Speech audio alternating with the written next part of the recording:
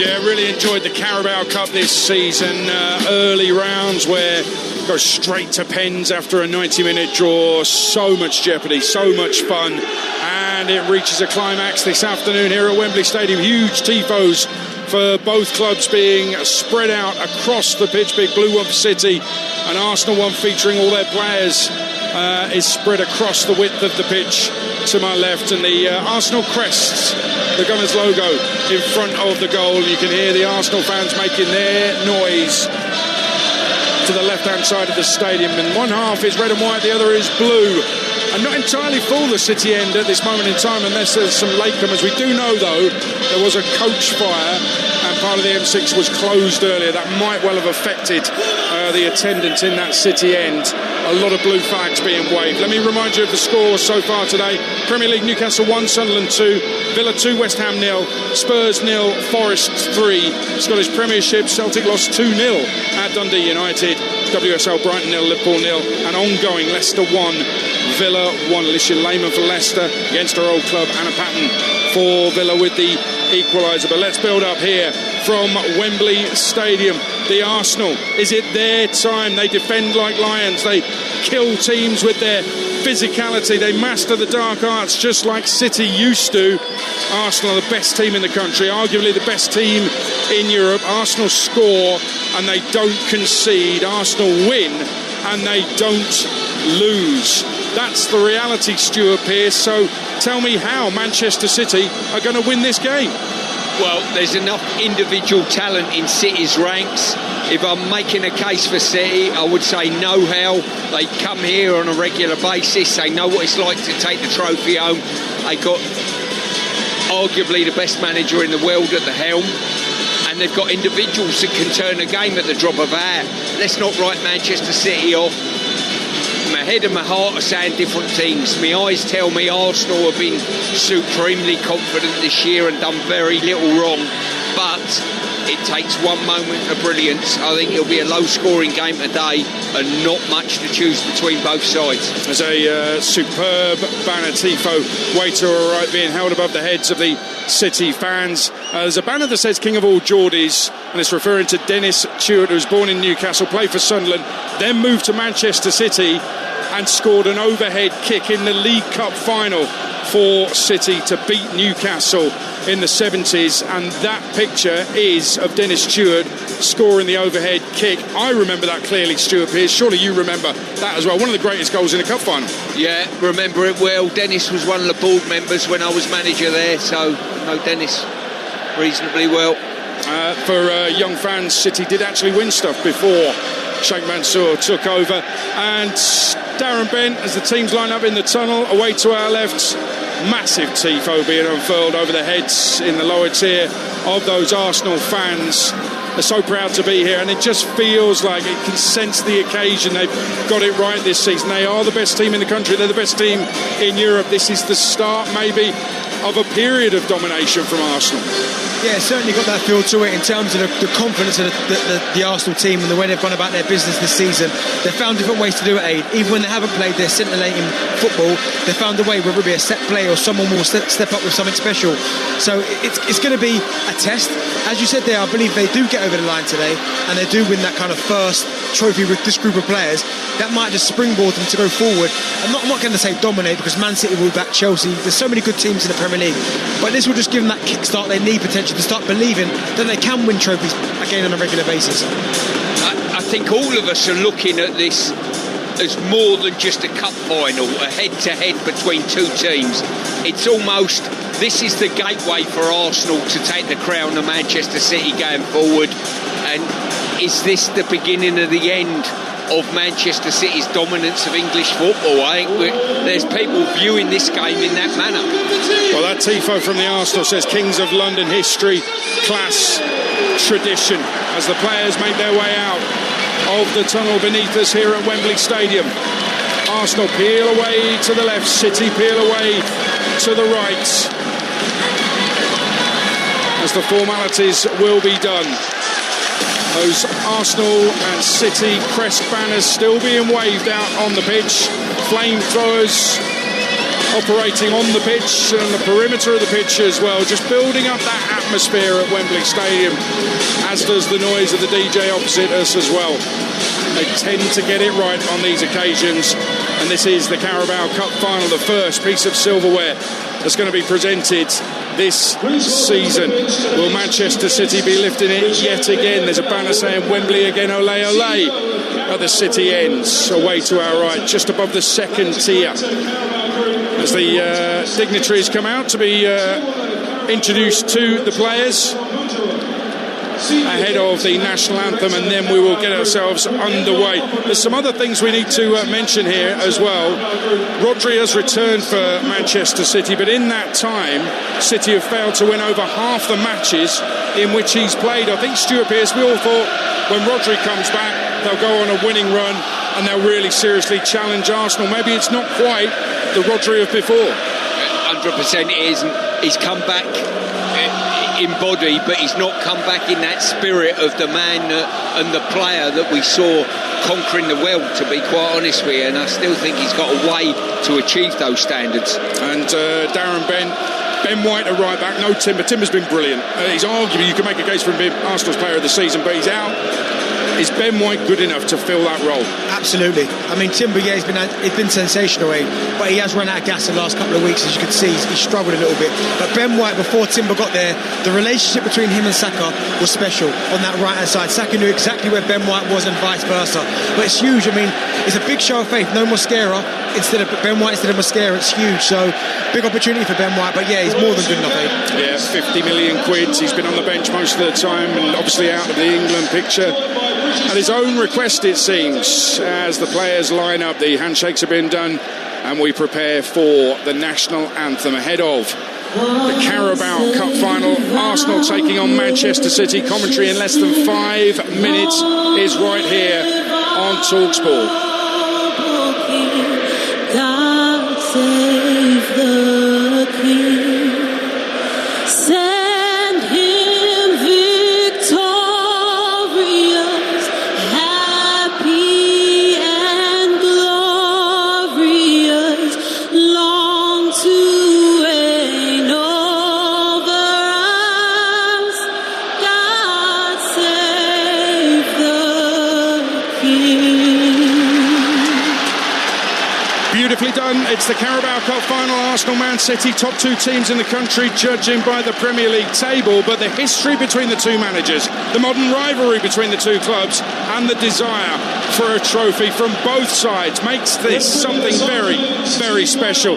They've been the very best, so surely this is Arsenal's time. It is, unless City can do something about it. Wembley, the stage for glory. Talksport, your home of football. Bring it on. Arsenal against Man City in the Carabao Cup final, with your commentary team of former England striker Darren Bent, former England captain Stuart Pearce, and your commentator on Talksport, Jim Proudfoot. Thank you, Adrian, and a very good afternoon to you for another typical Wembley Cup final day. Even if the customary blue skies latterly been replaced by high cloud, and there's a cooler edge to the air than for the FA Cup final. Both these clubs are more used to being here in May, but for the first time in 5 seasons, the ultimate League Cup showdown contains either Arsenal or Manchester City. The league's top two head-to-head for glory over the next 90 minutes, as they have been throughout the course of the league campaign. Well, in the early years of Pep's reign, City's League Cup dominance was all-encompassing. They didn't lose a tie for 5 years at one stage, where spring success was so often the precursor to further early summer silverware. But they haven't reached the final since their last triumph in 2021, even in their historic treble-winning season. This was the one that got away. Arsenal's relationship with the League Cup was more nuanced. For years, the vehicle to blood young players, a trophy that held little apparent interest for Arsene Wenger. It was back in George Graham's day that the Gunners were last victorious. 12 different clubs have won it since Arsenal's last triumph in 1993, the day when Tony Adams raised the cup and dropped Steve Morrow. But they're favourites today. And the fact that City are outsiders in a cup final for the first time in what feels like an eternity adds a different dynamic to the norm. These are the two sides. Arsenal, Kepa in goal, White, Saliba, Gabriel, Nketiah, Zubimendi and Rice, Saka, Havertz, who once scored a Champions League final winner against City, and Trossard, and Victor Gyökeres up front. Yeah, it's going to be battles all over the pitch, I believe. Saka getting at O'Reilly. Trossard hasn't scored a goal in a little while, but has looked sharper of late. But I really think, Jim, the midfield battle, Declan Rice, Rodri, I think Zubimendi, I think that's the one where the game will be won or lost. Trafford in goal for Manchester City. Nunes, Kusanov, Ake and O'Reilly. Then Rodri sitting, Cherki, Bernardo Silva, who beat Arsenal in the 2018 League Cup final, and Doku. And then Haaland and Semenyo up front, Stuart. Yeah, I see City is the width with Doku and Semenyo. Should be a big handful to Arsenal's back line, the supply line to Haaland. Just behind Haaland, Cherki to supply that very clever pass. And at the back as well, Ake and Kusanov. Can they fill in for the two absentees and give City a solid base? On the benches, Mosquera, Jesus Martinelli, Norgard, Madueke, Calafiori, Lewis Skelly, Daman and Raya. For City, it's Reinders, Stones, Marmouche, Kovacic, Gonzalez, Aït-Nouri, Savinho, Foden and Donnarumma. Peter Banks is the referee. Well, Arsenal's Mikel Arteta era has brought transformation and expectation, but little celebration. Amidst the huge progress, they've been the nearly men, nearly winning the league, nearly reaching a Champions League final, nearly 6 years without a major trophy. But now they eye the lot. So can they land the first leg and end the trophy drought at Wembley? Or will City rewrite a familiar tale and edge them into second? It's City against Arsenal. Pep against the protégé for the 2026 League Cup, with a side dish of psychological advantage for the ensuing title chase. We're underway. Arsenal kicking from left to right in their familiar red and white, and Manchester City winning an early free kick in their light blue shirts and white shorts, defending the end away to our right hand side, which means that both teams will be attacking the end of the ground here at Wembley Stadium that houses their support in the second half. Nathan Ake has only started 4 Premier League games all season, finding Kusanov. He finds Nunes, played out to the right-hand side for Semenyo, and it goes out of play for an Arsenal throw. It's an unfamiliar-looking Manchester City back line, but they did start together against Newcastle in the League Cup semi-final second leg, the only time that these 4 defenders have ever been in from the start together in a Manchester City shirt. Have the ball at the back again with Kusanov, who's really come on over the course of this season. And interesting that Semenyo is holding the width on the Manchester City right so often in recent times. I think in 5 of the last 6 league games, City have played with his time in midfield and 2 up top. Somebody in support of Haaland. But at the moment, Semenyo's wide on the right and Doku on the left. And Jeremy Doku has I thought conceded a throw here. It has been given his way after a very lengthy wait and deliberation from the assistant referee on the near touchline. So throw on the Manchester City left that Nico O'Reilly will take. We're a couple of minutes in here on Talksport at 0.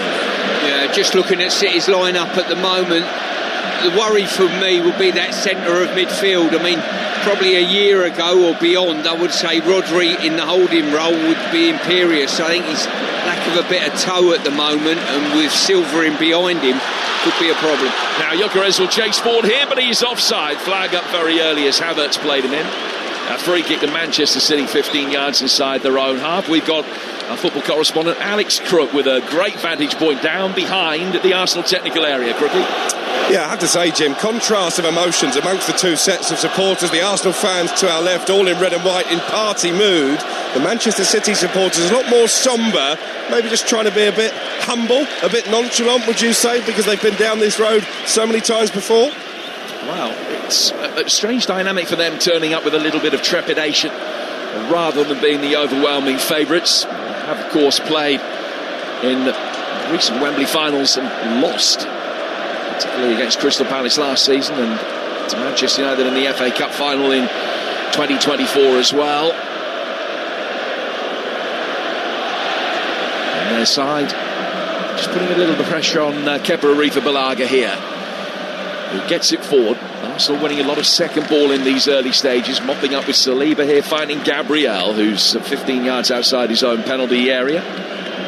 Manchester City just waiting for the trigger moment. Cherki, Haaland and Doku all standing, staring into the eyes of William Saliba, who's in possession. None of them engaging as yet. The ball is out towards Ben White. He's closed down after a fashion by Doku. but they've just been very patient about the press here, Stuart. Yeah, they certainly are, and as I say, there's no doubt it'll be a cagey game, that is for sure. Both outstanding managers and tacticians down there. I can see this going all the way, to be quite honest with you, and maybe the utilisation of the bench will be vitally important. I look at Arsenal, I think Arsenal have got maybe one or two better options, if you like. Havertz playing it forward towards halfway. Ake returns it. Doku make it back for Saliba. Referee said no, but the Arsenal centre-half won it anyway. And Ben White's got time to just take it on a touch and measure a pass down the touchline. Gyökeres there first, ahead of Nathan Ake, who missed it. He's pulled it back towards Havertz on the edge of the 6-yard box. Havertz got there a fraction too late and caught Kusanov. And it's going to be a free kick that'll be taken by City on the edge of their 6-yard box. Darren Bell. Yeah, really good run there from Gyökeres, and I think that's going to be the pass from Ben White in behind Nathan Ake, because we know Kusanov, he's got a lot of speed, and I think him in that back line certainly helps Manchester City. But I think if you could just drop it in behind Nathan Ake, who's been a fantastic defender in previous years, maybe his legs are not quite what they once were, and I think for Gyökeres that's the run, just in behind Nathan Ake, and I think Arsenal will get some joy. You're listening to the Carabao Cup final with Trust Ford. Discover the world of Trust Ford for you at trustford.co.uk. And also a very good morning to our listeners across North America, in Canada and the United States on Sirius XM FC. Joining Talksport's coverage for this 2026 Carabao Cup final. Bernardo Silva works the ball down the Manchester City left. He's looking for Haaland, who's been very easily dealt with there by Saliba. And Declan Rice drops deep and splits the two centre-halves as he loves to do. Works it forward towards Zubimendi. Yeah, Ben White just at cross purposes there, and Zubimendi's tapped it straight out of play for a throw. Yeah, it did. First interaction there between Haaland and Saliba. Saliba coming out on top, and that'll be a physical battle, whoever he gets involved with in that Arsenal back line. Gyökeres has started the game quite well, Benty, and a couple of decent runs into the channel. Yeah, exactly, and I think that one there, he wasn't even looking for it. Ben White just got his head up and said, you know what, if I drop it into that area, him running this channel will cause them problems, because Nathan Ake is a good defender if he can feel you, but running in behind him might cause us some problems. So I expect to see that movement, not only from Gyökeres but from Saka as well, coming in off this right hand side. Listen, it's all academic. It would have been very interesting to see who would have played up front had Eberici Eza been fit. As taken quickly down the Arsenal right hand side, and that's in no small part down to Mikel Arteta. It might have been a goalkeeper back in the day, the way that he jumped up there in the technical area and caught the ball that was sailing over his head, immediately threw it to Ben White, and Arsenal could take a throw. Long ball from Declan Rice out to the Gunners' right-hand side for their captain Bukayo Saka, who's level the edge of the City penalty area. It's 0-0 here on Talksport. White's touch a little bit heavy. Can't work it in. Havertz, good save from Trafford. Back in from Saka, he saved that. And then saves another one with his right foot, which he steers then outside the penalty area, the loose ball. Gabriel will come back onto it. Trafford able to gather that one safely, but that's a triple save of huge significance in the early stages. Yeah, fantastic play by Arsenal. Penn City in there, and Trafford had to make 3 saves. Struck really smart, out, spread himself, and brave goalkeeping. Really good stop, particularly the third one. It looked as though Havertz might be able to poke it past him, and he just got his right foot to that Benty to be able to get it away. Do you know what? I think he left it maybe half a second too long. I think as it comes to him, I think if he opens his body up and goes quite early, Trafford can't set himself. But the moment he tried to kind of poke it past him, Trafford was already set. But again, really good movement between him and Saka and Ben White. Again, it comes from this right-hand side, which I believe Nathan Ake and Nico O'Reilly, who's been playing a lot of midfield games, that's where I think Arsenal are going to get joy. But great save from Trafford. Trafford has been more than happy to let it be known publicly that he was expecting many more minutes with the number 1 shirt at Manchester City. The arrival of Donnarumma coming only a matter of weeks after Trafford himself was brought back to the club after that spell at Burnley. But he's been given his opportunity to play in a major final here today, and he's already made an impression in it. We are 8 minutes in here on Talksport, still 0-0. It's a very animated Pep Guardiola just outside the technical area. Arteta standing hands in trouser pockets, surveying the scene. His side have made the brighter start. Gabriel getting the ball forward. He's just hooked it down towards the far touchline, the Arsenal left, where a throw has been given Manchester City's way. Gyökeres thought that he was being pulled back there, but it is a throw that will be taken by City, who've won this competition 8 times, including 6 in an 8-season spell. Before and after Pep arrived, a really good record when they get to finals in the League Cup. They've only ever lost the one, which came against Wolves back in 1974.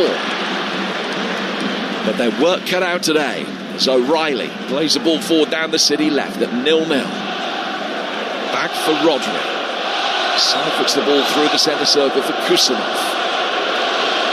Kusanov to his right hand side has Mateus Nunes, and it comes back again. Rodri able to take it on, and he turns under a little bit of pressure from Kai Havertz. Ake to Doku trying to cut inside away from Ben White, can't go forward having done that. He's forced to go back for Nathan Ake again. Ake shuffles the ball forward towards the edge of the centre circle before pulling it back for Kusanov. It's 0-0 with 9 gone. You look at both teams on the build-up. Arsenal have been quite happy to toss one in behind every now and then, and I think that's a weapon I don't see so regularly used, if at all, by City. And I think, in all honesty, you've got to mix play up a touch. Antoine Semenyo in the first major final of his career. Pulled back to Ryan Cherki now, coming towards the edge of the penalty area, but he can't find a way past Zubamendi. Forced to play the ball back for Nunes. Bernardo Silva taking over. A little layoff, right-footed in towards Haaland. Good header away from Saliba under pressure, and he was fouled in the process. Free kick that'll be taken by Arsenal with 10 gone and 0-0. Yeah, really good defending there from Saliba, just feeling where Haaland was and just kind of using his body. Saka. Gyökeres making a run ahead of him. Ake knew who was where and could stretch out a left leg and steer the through ball away. Saliba picks it up. Back from him to Zubamendi. It's Arsenal looking the more likely in these early exchanges. Yeah, that was my point in case just then. Gyökeres just looking to dart inside, work along the line and dart inside. Bentley, it's a trademark of his playing career, darting in behind the back line, and it is it's a weapon defenders don't like. Saliba, O'Reilly coming forward and engaging, and there's caught Bukayo Saka. Free kick is Arsenal's 10 yards in from the right-hand touchline. Let's go back pitch side and speak to our correspondent Alex Crook. Crookie, what have you noticed about the body language of the two managers in the opening stages? Well, first and foremost, Pep Guardiola is just about to be dragged back to his technical area here. He's a good 10 yards outside it. Very agitated, the Manchester City manager, just turned to his backroom staff in frustration. He feels Arsenal very much in control of this cup final. And they got their first set-piece opportunity, albeit from a long way out here, but Declan Rice is going to stand over. Peter Banks has just put a line of spray down, probably almost 10 yards away. Semenyo standing on that line. There's no chance that the ball is going to be coming in his direction. Rice swinging it in here into the edge of the penalty area. It's half clear, falls for Trossard, whose deflected effort spins wide down towards the corner flag and isn't kept in. It's the first corner, goes Arsenal's way. There was a vital block because Trossard's effort was hit with real venom from the edge of the penalty area and looks as though it might be going in. I tell you, we've just seen a feature of Arsenal's play there. They put the ball in the box, but every player's probably within 30 metres of the Man City goal, strangling the attack, making sure they retain the ball and keep possession alive. So Saka to take the corner, the first of the game. How important will these be? It's the usual Arsenal setup, 4 deep at the far post, although they are ultra deep. Manchester City defending zonally as the ball comes in, it's headed away at the near post by Nunes. Havertz, who was still outside of the far post when the ball got to him, just wins another throw. This one will be taken on the Arsenal left, the far touchline as we look at it, with the Gunners kicking from left to right. It's 0-0 with 12 minutes play here on Talksport and Sirius XM FC across North America. We've seen the first corner successfully repelled by City. What about the first long throw? Declan Rice with an opportunity to arch his back for the first time and launch this inside the congested 6-yard box. It's volleyed away very effectively by Antoine Semenyo. Arsenal recycle it. They go back for White. White with a long diagonal, too long, over hit for Gabriel, and it's drifted out of play for a goal kick, 0-0. Yeah, City will be pleased that they've defended both corners and free kicks coming into the box pretty efficiently so far, but they're going to be tested over the duration of this game with this Arsenal side. Already today in the Premier League, 3 crucial results. The Tyne Weir derby won by Sunderland. They came from behind to win 2-1 at St James's Park. They've doubled Newcastle this season. Villa 2, West Ham 0, and Forest winning 3-0 at Spurs in the big game at the bottom of the table today. Here's Erling Haaland. Bringing it back for Bernardo Silva. O'Reilly to Nathan Ake. Ake working forward for Silva again. League Cup final currently 0-0 with Núñez in possession for Manchester City. Played forward by him to Antoine Semenyo. City worked the ball over the top, but it was just painted by numbers really. There was no chance of Haaland being able to get on that even before a deflection that further took it out of his path. And Arsenal mop up easily at the back with Gabriel. Yeah, I just think City have got to mix it up a little bit. I think you look at the pace of Doku and Semenyo, and certainly Haaland as well. They're too eager to come to feet. They're condensing the space. I think you're running behind a couple of times. All of a sudden, Ben White and Hincapié have got something to think about. But at the minute, it's too comfortable for them. They're on the front, they're being aggressive, and they're winning the ball back quite high up. And that's also allowing Hincapié to take an ultra-advanced starting position down the left-hand side for Arsenal. He did there. They played it the other way. They lost it. And Sheriff possession until he tackles himself. Saka wins it back. Trying a little drag back there and flicked it from his left foot into his right. He just ran away from him. And then Bernardo Silva getting involved in the midfield with a free kick having gone Arsenal's way. He's just going to be calmed down here by referee Banks. Free kick taken quickly by Rice. You can see what he was trying to do. Núñez was able to get on the end of it, though, and Hincapié then fouls Núñez, and maybe the first player to get carded. He is. Hincapié in the book, and a free kick to City. Yeah, just a bit late on that challenge. And just going back to the interaction with Doku just then, he's received the ball. It's the other side of Ben White, and he's not exposing the space in front of him. For me, if you get the opportunity, especially early on in games, open your legs and get going and make the fullback chase you backwards. That's something that hasn't been done so far. It's to have a League Cup final history between them, sort of beating Arsenal in the 2018 event with goals from Aguero, Kompany and David Silva. Bernardo Silva came off the bench that day, so did a 17-year-old Phil Foden. City have actually won each of their last 4 League Cup ties against the Gunners, who last beat them in this competition back in 2004 with a late goal from debutant striker Danny Carbassiou, who then never scored another senior goal in his career. The young left back who is on the staff at Arsenal these days. Found a magic moment for him that was never repeated. Núñez in possession for Manchester City. Square towards Rodri. Rodri chipping it over the top. It's the first time they've looked to try and get Doku in behind Ben White. Rodri then helps it on as Arsenal clear. And Hincapié sends one down the far touchline. Kusanov has got plenty of pace. He's there ahead of Gyökeres. Lays it back for Trafford. Trafford takes a touch through his 6-yard box. Then clips it into space where Doku has to immediately, hurriedly come back to try and meet it. He did get there first. And another poor challenge comes in from Bernardo Silva on Saka. And Arsenal have a free kick. Bernardo Silva, the most booked for all of the Manchester City players this season, 13 yellows and a red. And he's wired into a couple of early challenges today, but he's only Hincapié in the book so far. So another Declan Rice free kick here for Arsenal at 0. Jim, I can honestly say he's got a worse disciplinary record than I had in my whole career with that catalogue. That was just ridiculous. Times have changed. I think your crime sheet's longer than his. Rice will stand over this. He raises his left arm and then immediately puts it down and just bends down and adjusts the ball.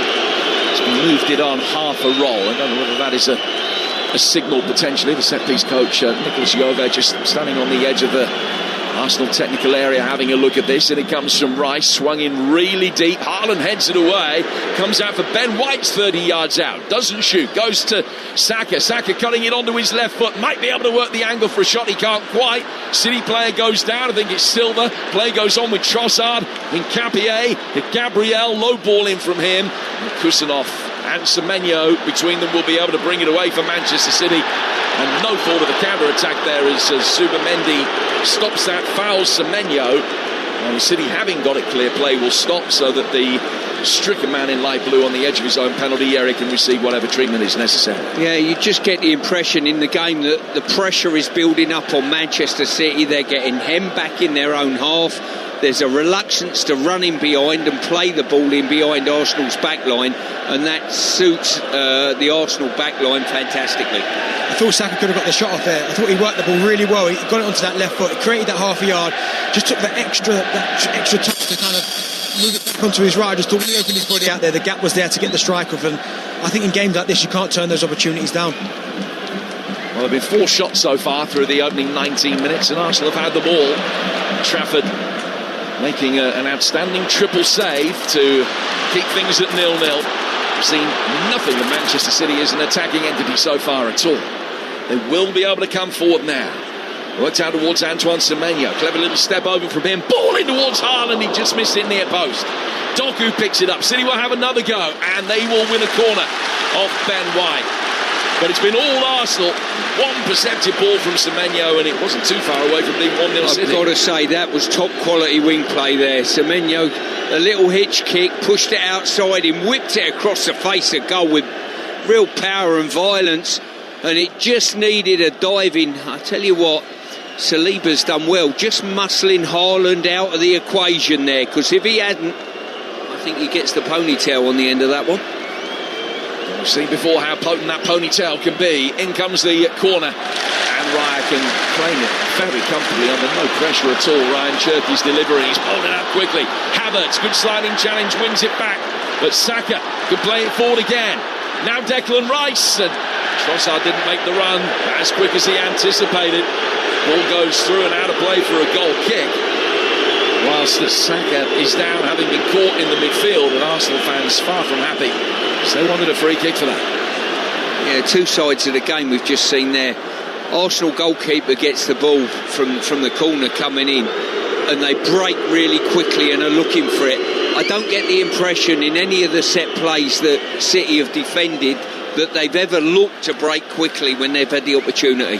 No, they've almost tried to slow it down a little bit and get a breather, because Arsenal have been on top this first 15 minutes. I think it's almost like, right, everyone settle down, let's get the ball down and let's get passing it again. Whereas Arsenal were on the front foot as quickly as possible, and just surprisingly from Deck there, because he got to a really good position and he just chose the wrong option. But then Trossard didn't really go short, didn't really spin him behind, and he almost got caught in between. Well, possession has been very marginally in Manchester City's favour, very marginally, low 50s, but in terms of territorial advantage it's been all Arsenal. And they will have completely outnumbered the number of touches in the opposition half to that City have created so far, but it remains 0-0. They have had the monopoly on the attempts on goal at the moment, the Gunners, and there'll be a little bit of concern, I think, as far as Pep is concerned. He'll work forward again. Haaland battling with and losing out to Saliba. Subamendi sends a long looping ball forward into Manchester City territory. Kusanov returns that. Havertz is on the end of it, heading it forward. Rodri then with a header of his own. Cherky can bring it down and find O'Reilly. Doku gets the ball. They're doubling up on him whenever they get possession, Manchester City. And Subamendi will come and aid either White or Saka, depending on which of the 2 Arsenal players is trying to deal with him at that moment. So far it's been an effective tactic. Now Manchester City, a defeat out in Madrid 10 days or so ago, where they had loads of early possession in the opening 20 minutes, and Doku, apart from the fact that the service wasn't all it might have been, had plenty of opportunity. It looks as though City are trying to work similar openings for him here, and Arsenal are just curtailing those at the moment. They'll nudge it down the touchline for him here. And Saliba's covered a lot of ground to get across and put it out of play for him. Yeah, he's done well, read that well, but it was good to see Doku spinning in behind for once, just making the fullback think a little bit. I'm guessing Haaland must feel he's going to get more change out of Saliba, because I've watched him this first part of this first half, and he's not once attached himself to Gabriel. It's been all Saliba, and so far Saliba's had the better of him. So I just wonder if Haaland's thinking to himself, do you know what, just for 5 minutes maybe going to attach myself to Gabriel, because at the minute Saliba's winning that battle. Kusanov in possession inside the centre circle for Manchester City. Still 0-0. Nunez getting it out towards Bernardo Silva. Cherky with a little backheel flick for Semenyo. Nunes has it again, down to Kusanov. Kusanov's inside the Arsenal half of the centre circle once more. Everything ahead of him. He's just chipped it over the top. The header from Gabriel came a long way across to meet it, and Capier let him take the responsibility. Arsenal then work it down the left-hand side, but despite Gyökeres chasing after that, was never going to get there first. Trafford clears, brought down on the top of Nico O'Reilly's left boot, and it's gone out of play. And then a little bit of pushing and shoving going on between O'Reilly and Zubamendi, and the referee's going to have to come across and calm the pair of them down. And Alex Crook, you'll have had a great view of that.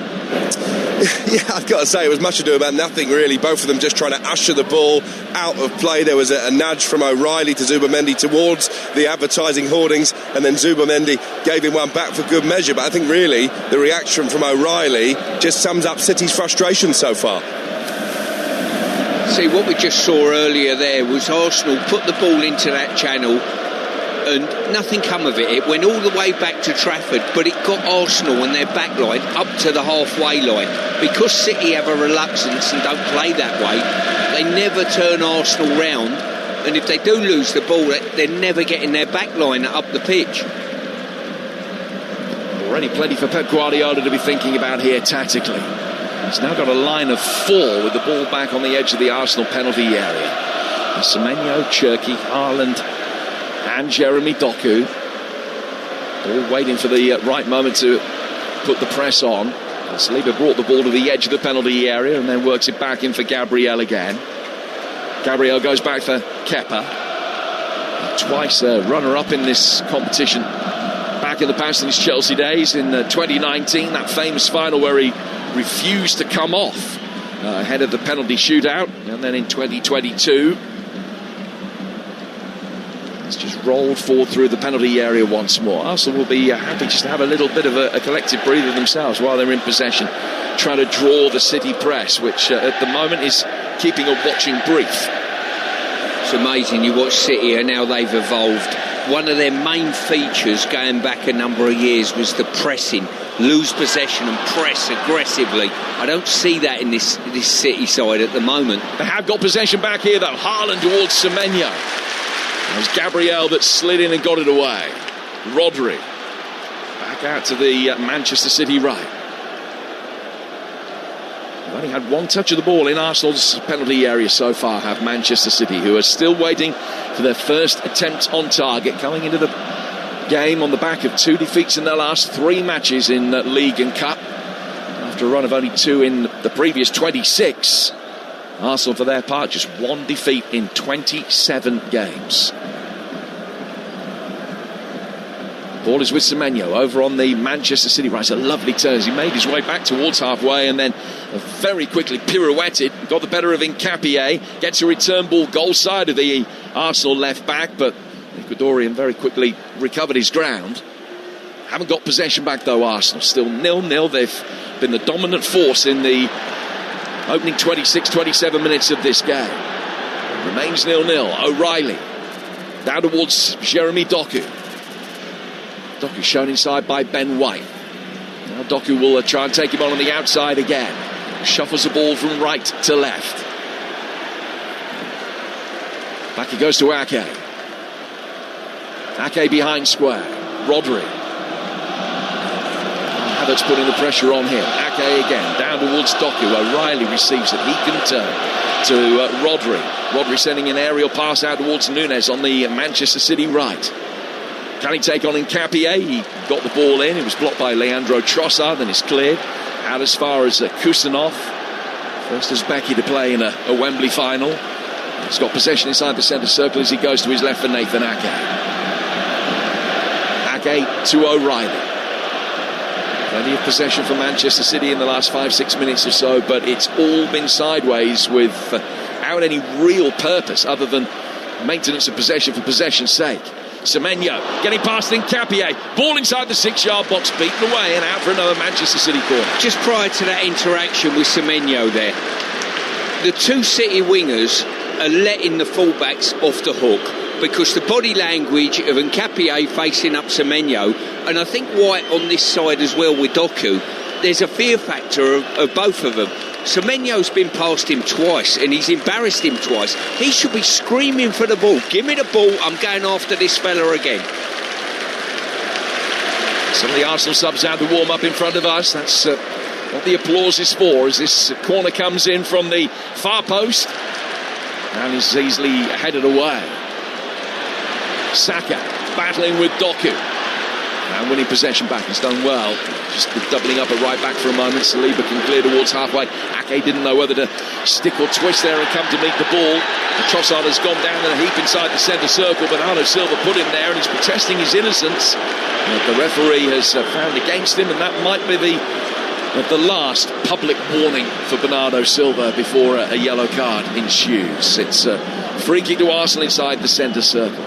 You talked about the way that Manchester City aren't really taking the game to Arsenal as much as they would like. What does Pep do, fellas, to be able to change this, to try and turn the possession they're having into something that's a lot more solid? I don't think Pep does anything. I think the players do something. I think if I was a wide player playing for City and I had their ability that they've shown and already put the full-backs on the back foot, they should be screaming at their teammates, give me the ball. I think they've also got to mix it up, receive to feet or behind, one or the other. I think there's to be more movement in beyond from the front three of Manchester City on occasion. Yeah, I think certainly for the two wide players, a couple of times, then that space will then to come to feet, but it's too predictable. Able to work the ball between the lines here for Kai Havertz. Back from him to White. Sends a first time long diagonal arcing out towards the far touchline. Kusanov can deal with that. Gets it away from Gyökeres and puts it out of play for the throw.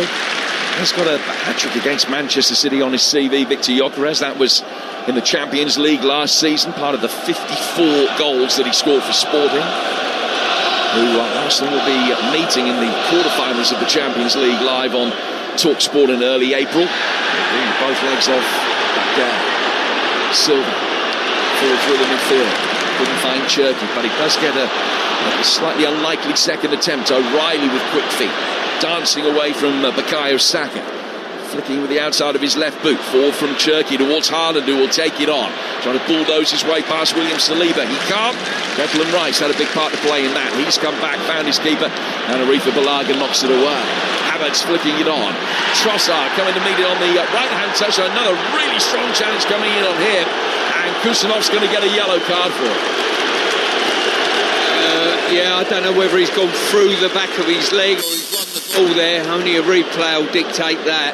But certainly, as often is the case, it's the reaction of the player that hits the floor, convinces the referee.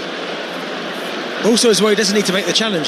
Gyökeres isn't going anywhere. He's going towards the touchline. The most he's going to be able to do is try and keep it in, and then they get the Man City players back. But the fact that it was rash to get there before Gyökeres, it's a stupid free kick to give away in a dangerous area. Yeah, he'd made his mind up probably about 10 metres away, hadn't he, to make that challenge. A young man in the Manchester City side. He's only 21. Abdulkadir Kusanov has had a really good run of starts. He's started 15 of his last 19 games in League and Cup. Manchester City player to have taken today. Arsenal. This one close to the right-hand touchline. Rice standing over it. Several make darting moves inside the penalty area now. It's cleared from the edge of the 6-yard box. Back out to Declan Rice again. Rice works it back for Ben White. White in turn back for Kepa. On the edge of the centre circle. Drives it forward. Flicked on beautiful. Perez trying to get goal side of it. Who recovered superbly with a well-timed challenge to put it out of play for a throw. I've got to say, Jim, and I'll be interested to see what Darren thinks, I think Gyökeres has been a real handful today. He's running behind, he's been game, he's put pressure on the defenders in possession, and they're finding him a real handful. Do you know what? They don't use him often enough. I think you're right there, Pierce, in terms of using his body, his physicality, getting him behind. There's been a number of occasions where he's made the run and they haven't played in the ball. But I think you've got to keep Manchester City facing their own goal, because you get situations like this. And this situation is a long throw for the Arsenal.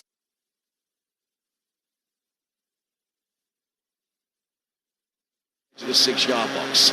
And then he won a second one to get it clear down to Ben White, and he'll go back for Kepa. Let's go back pitch side. Alex Crook, you spotted something on the City bench, Crookie. Yeah, Kolo Toure not at all happy about that yellow card for Kusanov. He was right in the ear of Tom Bramall, the fourth official. I've got to say, guys, they've had a lot of free kicks and corners so far, Arsenal. Manchester City have defended their box really well from those set pieces. Yeah, I think they have, Crookie. I think where the problem lies, they're trying to be too accurate, whipping it in at a low level to try and get a direct head on.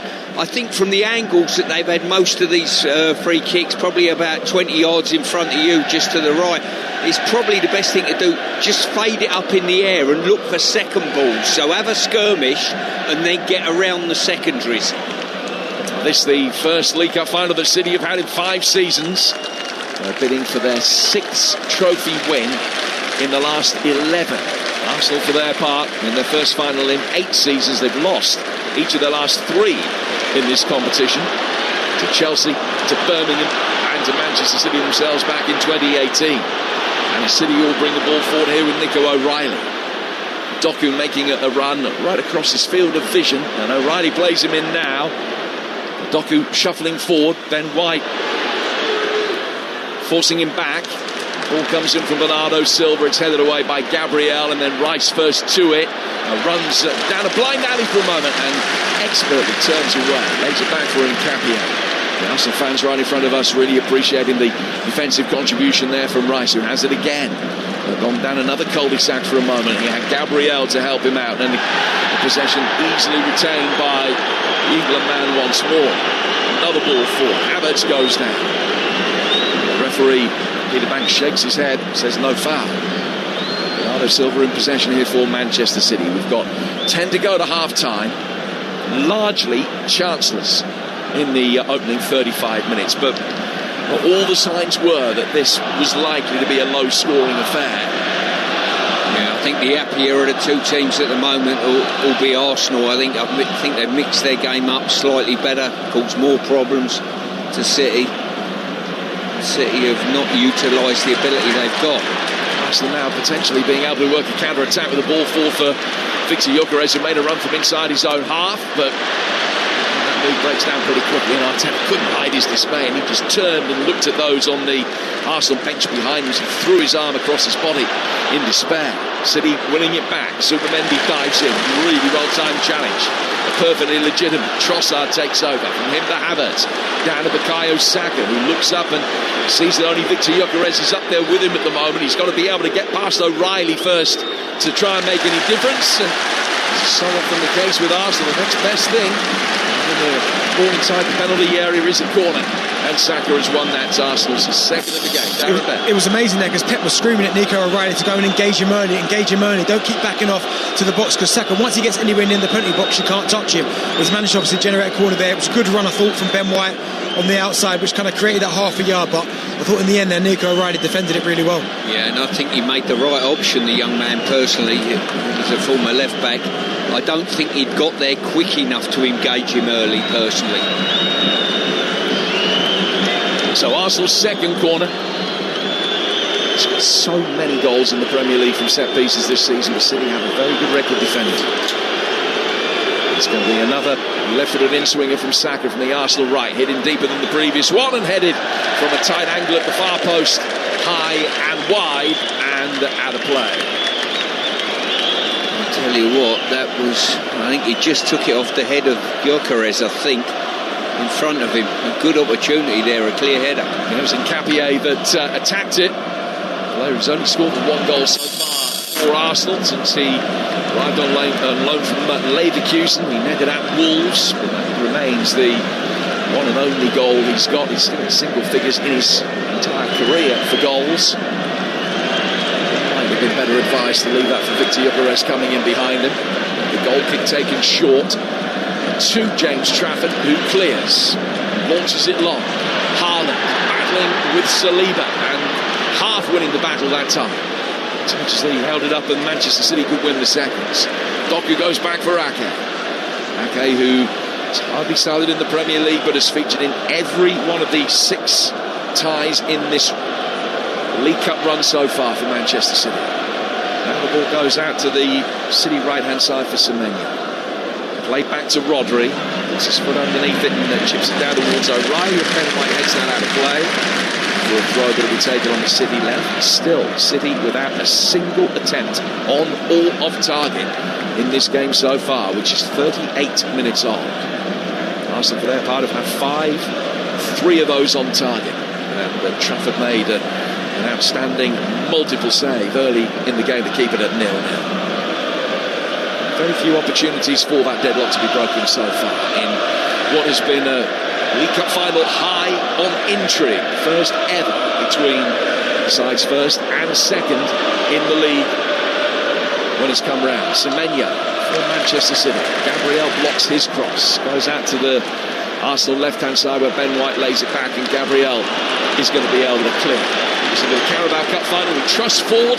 Discover the world of Trust Ford for you at trustford.co.uk. Don't forget, after we're done here at Wembley, Majestic and Alan Pardew will be bringing you the final word. Your chance to have your say on national radio to everything that has happened today, not just the Carabao Cup final, but Spurs fans, what are your thoughts? I've got a fair feeling that I know. 3-0 defeat against Nottingham Forest. Newcastle fans, what do you make of the 2-1 defeat at home to Sunderland today? And how concerned West Ham United supporters are you with the performance and result up at Villa Park, which has left you in the bottom 3? They're taking your calls. 0371 722 3344. It'll also be the place to hear all of the reaction from here at Wembley with the managers and the headline makers as well. Semenyo has it on the Manchester City right, and he's curved the left-footed ball straight out of play for a goal kick that will be taken by Kepa Arrizabalaga, who, as I mentioned earlier, has had his moments in League Cup finals in the past. He hasn't had any today. He's just had nothing to do. No, do you know, they've not really tested him enough, City. No one's really had a shot from on the edge of the box. The 2 wide players, I think Semenyo's looked better than Docker in terms of getting on the front foot and going past the fullback. But other than that, he's creating half a yard and turning it down. He's passing the ball backwards as well. And Arsenal look really, really organised. And to be fair, the longer this first half's gone on, though, from Man City's perspective, they've looked organised as well, and they haven't really allowed any space for Arsenal players to play. Gunners with Nkapie, try and work the ball forward. Nunes slides in. Slightly unorthodox piece of defensive work. As unorthodox as it was effective, he's been able to get it away and put it out of play for a throw. And Arsenal work it back for Rice, who once more just drops deep whenever they're in possession and splits the 2 Gunners centre halves. Now shows for it from William Saliba. Arsenal's defensive record so impressive. And David Raya has kept 21 clean sheets this season, and Arrizabalaga another 3 in his 9 games, and between the pair of them, they've only conceded 32 goals in 50 matches combined, which is an outstanding defensive record that has underpinned the platform they've built for what could yet be unprecedented success. Saka chasing the ball forward. Ake had his arms right round him, and Mikel Arteta's making the point that was wrestling rather than football. Nothing given. Arsenal still have possession. White gets it forward. Saka has to stretch his left foot out behind him to keep it in. They've ended up winning a throw, and then Saka's immediately in debate with the assistant referee. Throw taken quickly. Havertz scooping it inside the box. City just able to prevent that going out of play for a corner. And now Ryan Cherky, who's been quite quiet so far, does well to squeeze the ball past Subamendi for Haaland. Haaland for Jeremy Doku. Semenyo up with him. Haaland making a run forward now, and Saliba comes across with the aid of Ben White. They've sandwiched Doku out of possession, and it's a corner, but the boos you can hear from the Arsenal fans because they feel that Saka should have won a free kick further upfield. Yeah, I've got to agree with the referee there. Yes, he was slung to the ground, but I think Ake slung Saka to the ground because Saka sort of run into him, left the ball, and just kept him away from it, the frustration with it. Tell you what, Saliba's played well today. He's been, when he's needed to come and cover, he's done that. When he's had to fight Haaland, he's certainly done that. Corner work short. Cherky checks, now delivers deep towards Haaland, and it was Ben White that was keeping an eye on him that time. Didn't allow him an opportunity to head towards goal. Silva recycles it. Nunes fires it inside the 6-yard box. That one's headed away by Nkapie. But Jeremy Doku will take over. Doku up against Nkapie for a moment for the first time in the game. Hits a right-footed shot. Gyökeres can block that inside his own box. City winning the seconds, recycling, get it out towards Bernardo Silva. Left-footed ball in from him, headed away by the retreating Havertz, and then Saka steers it further away. But still, they can't get out. And Manchester City come a third time. Cherki drifting forward through the midfield and engaging. Arsenal try and get it clear towards Havertz. And can't. So City with a fourth phase of attacking play. Have it again with Ryan Cherki inside the penalty area. He's got Silva making a run to his left. He checks back. Lays it down for Kusanov. Apart from James Trafford away to our right, everybody's within 35 yards of the Arsenal goal at the moment. Still 0-0 here on Talksport as we're now to go into the final minute of the first half. There won't be much stoppage time. Cherki drifting inside the penalty area. Then it's laid back away out to the right-hand side. Junction with Bernardo Silva. They play in Semenyo. Semenyo inside the box, taking on his man, gets to the byline, chips out. Haaland stretches, and that's Manchester City's first attempt at off-balance header that goes high and wide. 0-0. Listen, once again, great wing play there by Semenyo. He is the one that you think might unlock something. But I tell you what, the frustration on Haaland, he's in a good position, but the defending by Saliba, he's bodily in, he's up against him. There is absolutely no room. Two defenders around him, putting him off and just muscling him out once again. Yeah, not allowing him to have a free run at it. You've got Hincapié behind him, you've got Ben White just leaning on him as well, so it would have to take a hell of a header for him to score from there. Well, he has scored in his last 3 games against Arsenal, but that's the first touch that City have been able to create for him inside Arsenal's penalty area so far. And he's actually only ever scored one League Cup goal in his career, albeit the fact that there have been very few opportunities for him to shine in this competition. He's only gone 4 without a goal in the League Cup. Got it on his competition debut against Liverpool back in the 22-23 campaign. 30 goals for him this season, but certainly front-loaded towards the start of the campaign. One additional minute at the end of this first period of the first half. Trafford plays it out towards Kusanov. Back for James Trafford again, taking a touch in his yellow boots, and then another, rolls it towards the penalty spot, threatens to pass it out towards Nathan Ake and doesn't. And now drives a high ball forward through the midfield. Saka is on the end of it, 15 yards inside his own half, heads it forward. Silva down towards O'Reilly. O'Reilly getting it away from Bukayo Saka. So over the edge of the Arsenal box now.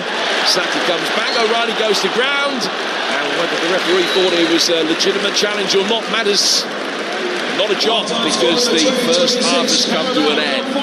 The back's putting whistle to mouth. He's put a couple in the first half in Hincapié and Kusanov. The goal-scoring opportunities have really been in the premium, and we've reached half-time at 0-0. Let's go down pitch side. Alex Cook, our chief football correspondent, is watching the players as they walk down the tunnel. What have you seen, Alex?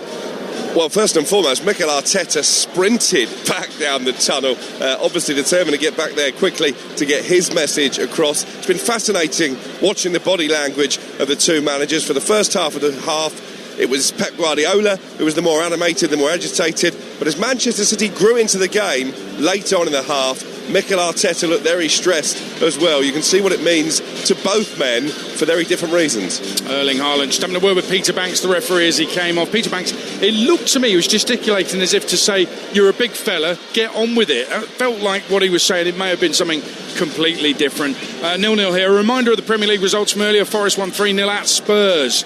Yes, you heard that right. Forest won 3-0 at Spurs. West Ham stay in the bottom 3, though. They lost 2-0 at Villa, who are now 4th. Sunderland came from behind to win 2-1 at Newcastle. Final word with Alan Pardew and Majestic is at the later time of 7 tonight on Talksport. They'll be taking your calls then here at Wembley.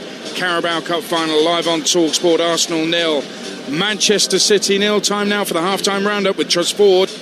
The Carabao Cup half-time roundup on Talksport with Truss Ford. Discover great value, expert service and award-winning vehicles at trussford.co.uk. Well, we've got League Cup winners with us, Stuart Pearce and Darren Bent. And Stuart Pearce, first of all, I mean, Arsenal, I thought, came out flying. They had that triple chance, triple save from James Trafford. A triple save. They're all in quick succession. Does that mean that Arsenal's finishing wasn't great? They could have put it either side of him, or has Trafford just stood up well? You've got to give him the credit. Well, I think Bentley picked up on it at the time. He probably, I think it was Havertz, should have got his shot away slightly earlier. Trafford managed to get out, narrow the angle and spread his body. Maybe an earlier finish, catching him off guard would have been slightly better. But after that, he done extremely well. You've got to give the goalie credit. He smothered all three efforts, and they're probably the best we've had so far. And Darren, listen, you heard that stat from Jim towards the end. That header was Haaland's first touch in the box. The first touch in the Arsenal box from any City player wasn't until the 20th minute. They just haven't done enough in an attacking sense, have they, Man City? No, they haven't. I mean, Semenyo, I think, has been their best kind of form of attack. He's been getting at Hincapié, going past him, trying to put the ball in the box. But it's been too predictable, Wade. Everything's been to feet. No one's tried to run in behind. No one's tried to create their own space. But Semenyo has shown, I mean, Hincapié is on a booking as well. So you should be force-feeding him every single time. Give him the ball, Semenyo. Let him go past it. Because he'll know as a player, I've got the beating of him here today, but it just hasn't opted enough. And if anything, they've kind of let Arsenal off the hook. Yeah, I'd say so. And Stuart Pearce, talk to me as a former fullback, about, yes, Semenyo has had a right go at Hincapié and at times has done really well, got to the byline, got balls in. Doku, the other side, I'm not a City fan, but he's frustrating me. I mean, just go, at least give your defender something to do. Yeah, I always think, I used to love it when you play against wingers that don't take you on, they stop it, they go backwards. It does your job for you. You know, you want an engagement where the ball goes backwards. He's got so much electric ability, and he can go from 0 to 60 in a split second. But you've got to get turned to start with, and you've got to have the gumption to want to run at the fullback and ask him questions, get them booked, all of those type of things.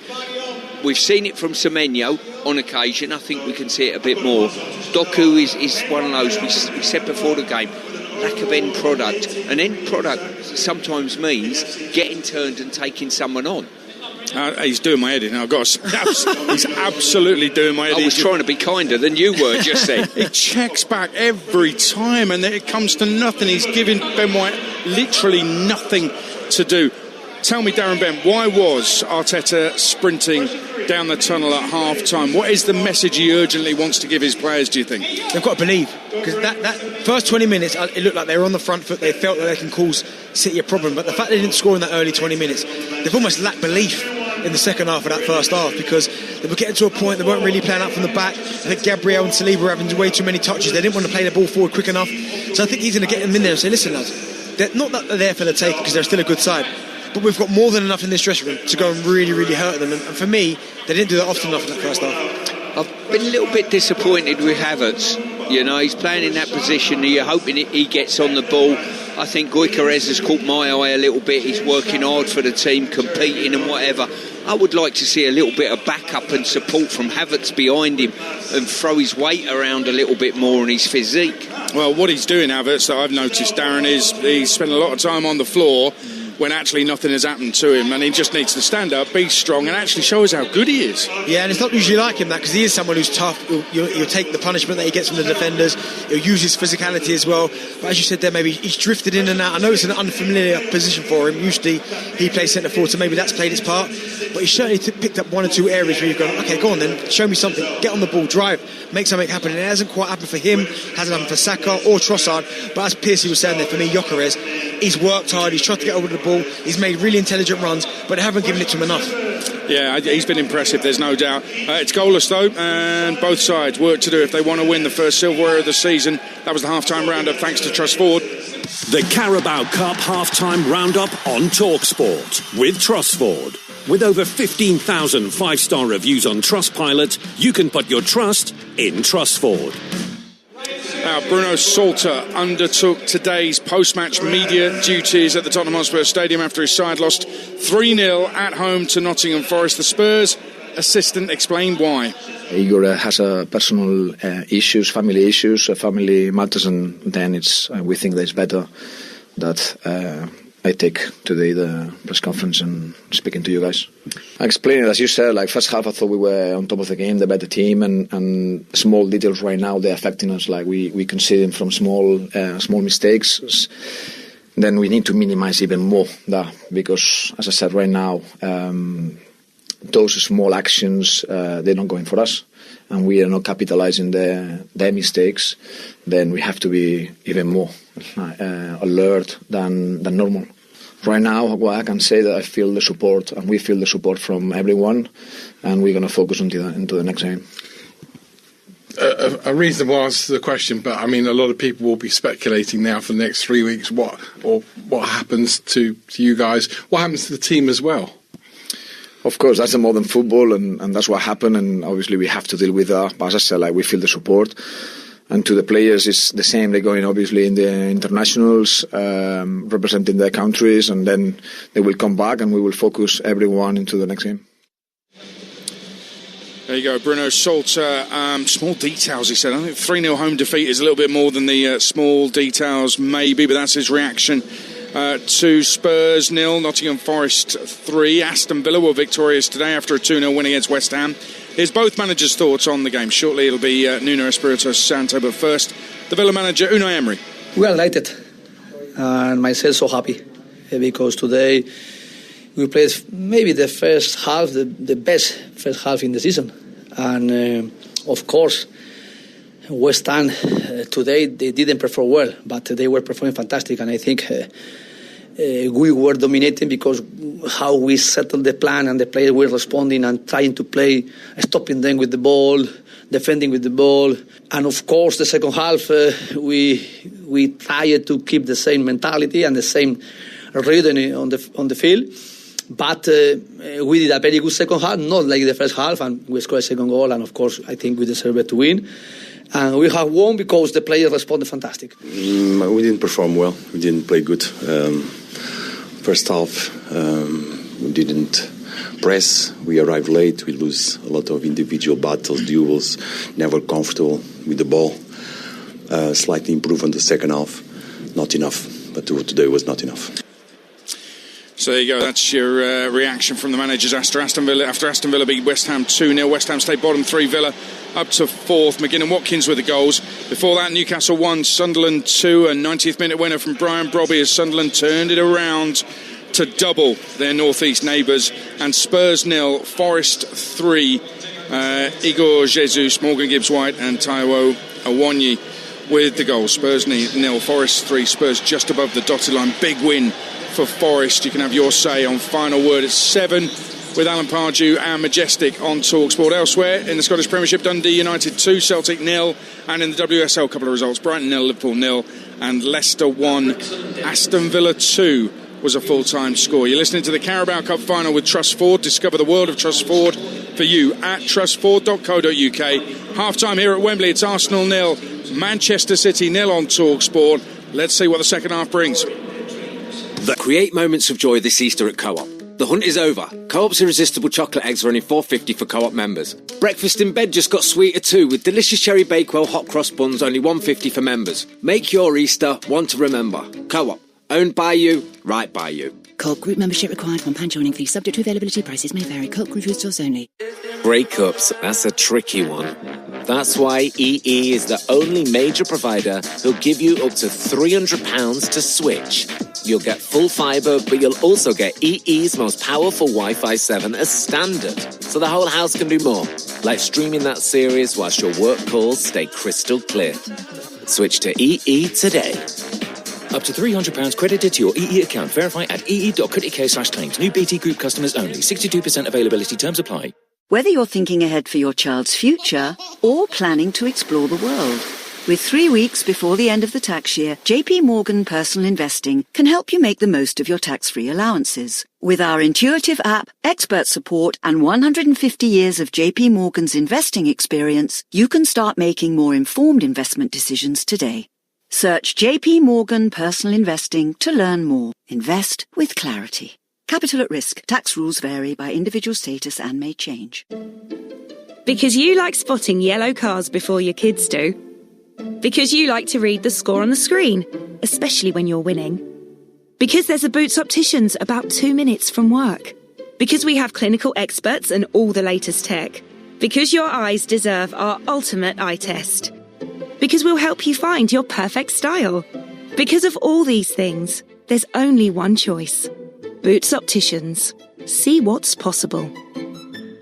talksport.org. Jack is in construction, totally unaware. Unaware of what? He could be paying too much tax. Jack's forever shelling out his own cash to travel between sites or buying tools. Yeah? So he may be owed money by HMRC. Rift Tax Refunds helps people get the money back. On average, over £3,000 back.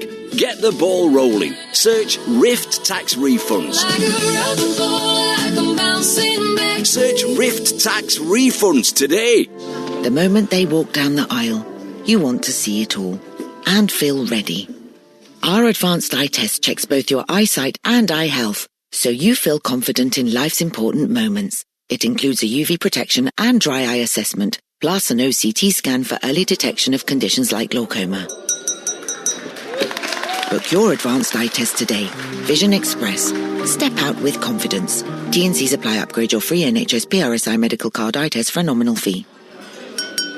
So I'll now hand you over to my best man, Eddie. Wow, wow, wow. Second time's a charm, eh, Billy boy?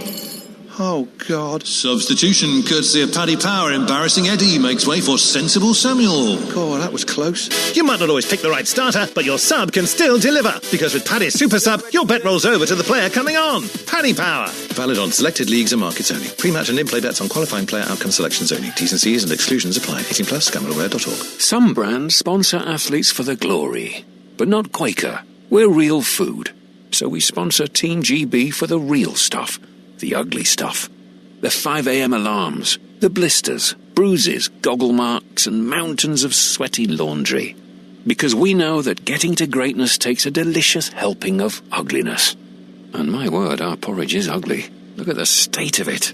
Quaker. Deliciously real, deliciously ugly. Sponsor of Team GB. Sport. It's in your DNA. That's why at SpreadX Sports, you get great offers and features to aid your sports betting, including £30 in free bets when you join and place a qualifying £10 fixed odds bet at minimum odds of 1 to 2. Visit spreadx.com/DNA for full terms and conditions. SpreadX Sports. It's in our DNA. 18 plus, gambleaware.org. Qualifying bets cannot be cashed out early. Once settled, get 3 free £10 fixed odds bets on consecutive days. Free bet stakes not included in any winnings. Free bets must be claimed within 28 days. Coming soon, the 2026 FIFA World Cup, live on Talksport and Talksport 2. And that is a sensational goal! 48 teams, 39 days, 3 host countries, 1 summer of unbelievable, unbeatable sporting drama.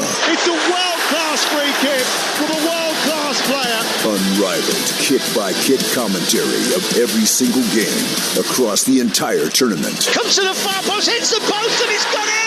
The 2026 FIFA World Cup starts this June on Talksport and Talksport 2. The biggest and best football on the radio. Squares it, and that is a goal! The League Cup Final, live on Talksport. This is Talksport. We live for football. Now working in Havertz, good save from Trafford, back in from Zachary St. Matt's, and then saves another one with his right foot, which he steers then outside the penalty area, the loose ball. Gabriel will come back onto it. Trafford able to gather that one safely, but that's a triple save of huge significance in the early stage.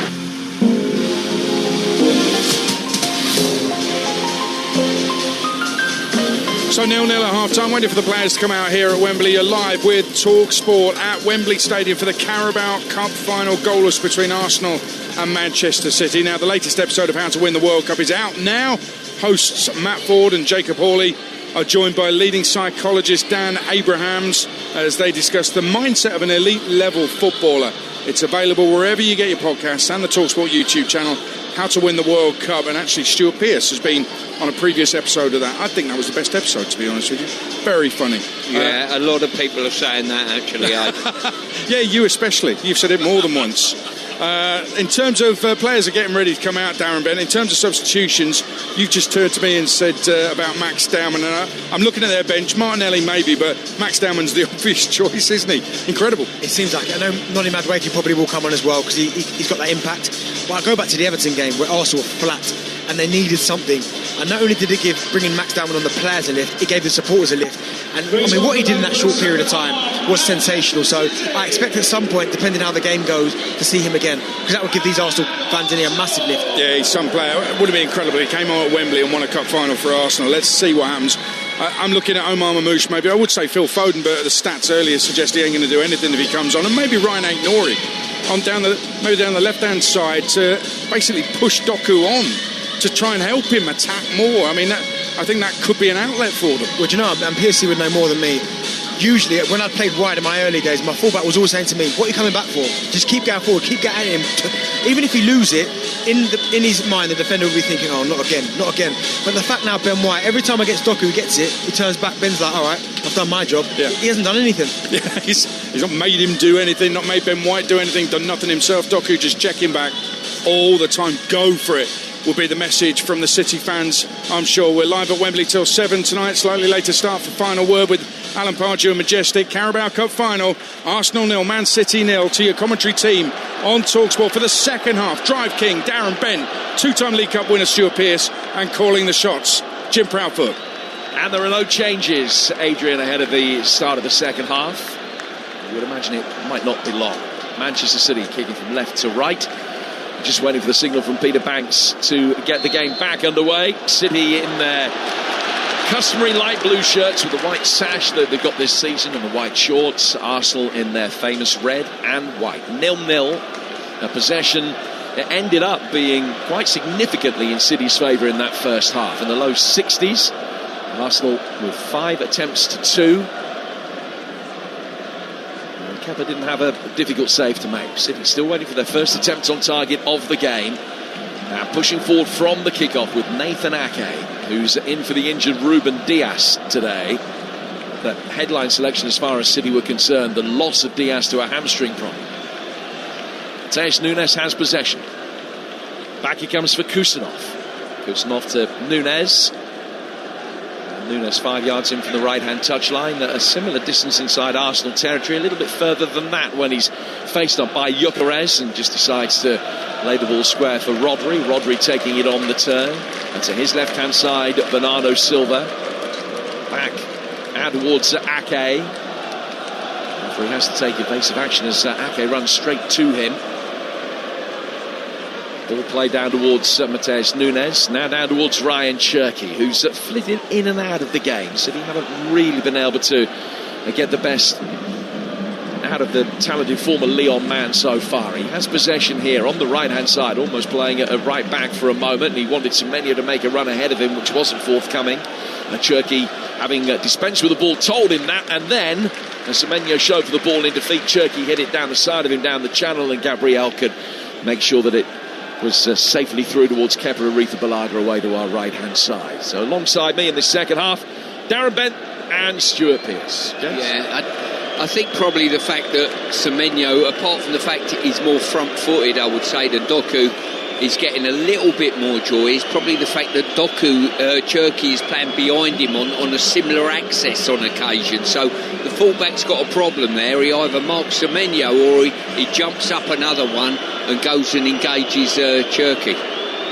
So this is a fascinating phase of play, Darren. Ball was with Kepa. 4 Manchester City players in a line on the edge of the penalty area. 5 Arsenal players in a line on halfway, and nobody at all in midfield, and everybody just waiting for the press that didn't come. Kepa eventually picked it up, threatened to go long, and eventually play restarts and City can turn over the second ball in the midfield. But it just has become a little bit of a phony war at times. Come back to you in a moment with Manchester City on the front foot here with Semenyo. Semenyo rolling it down the line. Nunes getting round the back. It's a poor cross delivered a little bit too deep. It's going to be kept in by Nico O'Reilly over on the Manchester City left. It's pulled back inside the penalty area here for Jeremy Doku. Doku inside the box, very quickly back outside it again. City maintaining possession. Arsenal with everybody back apart from Gyökeres. They're all back behind the ball. Gyökeres is only 10 yards outside the penalty area. Into the feet of Semenyo. Haaland tried to turn and wriggle free in possession. Gabriel made sure that nothing came with that, and Kepa came out to claim it. Yeah, really good defending there from Arsenal. But yeah, they found themselves, Jim, earlier in that position where Keba's dropping the ball. There's no real press, and he just got his foot on the ball. I think go a little bit more direct, because currently at the minute, Arsenal 4v4. Someone wins the header and someone runs in behind. But at the minute, it's a bit predictable. City are not really pressing, but Arsenal not really doing anything to try and hurt them. 3.5 minutes into the second half here on Talksport and Sirius X MFC, right across the United States and Canada. As Arsenal work it forward, Gyökeres coming to meet it. Little cushioned layoff down towards Kai Havertz. Now Rodri forcing Gyökeres wide, and the ball chipped inside the penalty area, chested down by Ake under little pressure, but Havertz has done well. He's nipped in and got there first, flicked it into Kusanov, and out of play for the first corner, the first one that Arsenal will have had on the left-hand side. So it's going to be a Declan Rice in swinger this time. As I say, he's going to have to put a little bit of pace on this. Good delivery, Declan, as always. And it just might be the only way of breaking this deadlock at the moment. So Rice has spotted the ball down. Gabriel stands by the penalty spot. There are four, the usual four, deep at the far post. Movement comes now, swept in towards that far post, nodded down, doesn't find Havertz. Ake was there to be able to clear. Ben White gets on the end of his clearance, but Manchester City win it. And now we'll look with Núñez sending a long ball over the top, and Doku's going to chase after that. Oh, it's taking a horrible bounce in front of Kepa Arrizabalaga. Can't afford to foul Doku here. He's outside the penalty area. Doku's still got it, and the decision is yellow card to Kepa. What's he stopped the game for? I do not know. Look at the dynamic on the edge of the box with Haaland, and Haaland's gone absolutely crazy with him. That he probably wants a red card, which I think's a bit outlandish, but the fact the attack was still ongoing. Well, on the basis that he's not going to produce a red card for the challenge, surely he just has to let play go on. Kepa is still way outside his 6-yard box, near the left-hand side of the penalty area, not a position that he can influence play. He's got his arm around Doku, stopping him. He then pulled it down and stuck it very surreptitiously round his midriff to make sure he couldn't get in. That is a huge let-off for Arsenal. You don't know how play would have developed, but there was no need to stop the game there. No, the referees let Arsenal off the hook there, because it looked like Haaland was coming in. I think it was Shirky that was coming into the edge of the box. They roll it back, they've got a clear shot on goal. The fact that he blew the whistle as early as he did just let Arsenal off the hook there. The free kick will be taken about 8 yards from the dead ball line and a yard to the left-hand side of the penalty area. Certainly think it was the right decision not to produce a red card, because the angle was very tight. They were covering players. It didn't feel like the denial of an obvious goal-scoring opportunity, but certainly it was the curtailment of a promising Manchester City attack when he stopped play when he did. So Semenyo stands over the free kick. Nearly every Arsenal player is back inside the 6-yard box. It's a two-man wall protecting the near post. There are another 5 Arsenal players inside the 6-yard box. He's hit it in with power and not enough dip. And it's gone past the top right-hand corner. Good chance for Manchester City in the context of this final, and he's not come close to exploiting it. That is an understatement. It's literally on the side of the box, touching the white line, and you've got to hit that with a bit of curve, bit of swag. There's so many bodies in the eye line of a goalkeeper. Get it on target with power, with pace. Now Alex Crook, our football correspondent, with a perfect view of what Pep Guardiola made of the decision to stop play there. Crookie? Yeah, safe to say he wasn't happy at all, Jim, nor his backroom staff. In fact, Pep had to send some of them back to the dugout, Kolo Touré amongst them. But Gigi Donnarumma, the sub-goalkeeper for Manchester City, probably the most animated. He was screaming at the reserve assistant referee Mark Perry that play shouldn't have been halted, and maybe it should have been a red card as well. And what else have you spotted in these early exchanges in the second half? Well, Alex? I'd like to get Stuart Pearce's opinion on Leandro Trossard's defensive work, because there's no doubt for me Semenyo has looked most likely for City. Is Trossard doing enough to help out his fullback in Capier? Well, the answer to the question is probably not, because Semenyo looks like the one key card in City's ranks who can go past his man and create something, but I'm not sure Trossard's done enough going the other way either, to be quite honest with you. City in possession, and they'll certainly be heartened by a brighter start that they've made to this second half. It's still 0-0 here on Talksport, 53 on the clock. Kusanov finding Nathan Ake on halfway. More of the game being played in Arsenal territory now than at any previous stage of the game. Bernardo Silva trying to wriggle his way away from Zubamendi, and then Rice comes across. Rice won it back, stumbled, and very nearly put hand to ball, but didn't. Play goes on. City bringing it forward with O'Reilly down towards the corner flag. O'Reilly forced to check back under pressure from Saka over there. Doku will take over and looking to win a corner. He can't. He has got it through the penalty area, but Trossard had time to take a touch. He kept his wits about him and works it out to the Arsenal left, where Nkapie under pressure from Semenyo goes back for Gabriel, and Gabriel clears long, but now it's Arsenal that are resorting to just playing the odd aimless ball forward with no real purpose, just getting it out of harm's way, and it's going to come back again. Yeah, but I think in that scenario there, I mean, Gabriel's got no other pass. He can't find anyone's feet, and I think that's where Gyökeres and Havertz, who was next to him, they've got to show an option, and if it's not to feet, they've just got to run in behind. Just make Manchester City defend. Because at the minute, every single time they go to play to feet, it's not working, and then Man City regain possession, and they're high up in Arsenal's half. So, again, Arsenal have got the same problem City had first half. They've got to mix it up. Kusanov to Ake. 0-0 here on Talksport. Bernardo Silva now. The 2026 Carabao Cup final. Silva coming forward, still travelling, getting the edge of the penalty area, checks back. Can he get a left-footed shot in? He's still going. Forced to work it square. Chipped in by Doku. Haaland there to attack it. It was a very good defensive header in front of him. Cherki now's got it on the right-hand side of the penalty area. City camped in the Arsenal box. Rodri with a right-footed effort. That one is easily blocked. It's the City fans you can hear away to our right-hand side. They're really infused by what they've seen at the beginning of this second half. Much better from the team in light blue. Silva. Now Cherki. Down the right-hand side of the penalty area for Semenyo. Check back again towards Ryan Cherki. Cherki, little left-footed ball flicked in. He was hoping that Silva would be able to get there. He found it very difficult to be able to squeeze it past Leandro Trossard and ultimately couldn't. But City will come again on the left-hand side. Doku taking on White with a bit more pace and gumption this time. It's Rice that's back on the edge of the 6-yard box to get it away. Saka helping it further clear. Back in from Ake. Manchester City fans on their feet, roaring them forward here as they look for the opener in the 2026 final. Kusanov. Forward from him to Rodri. Rodri to Nico O'Reilly.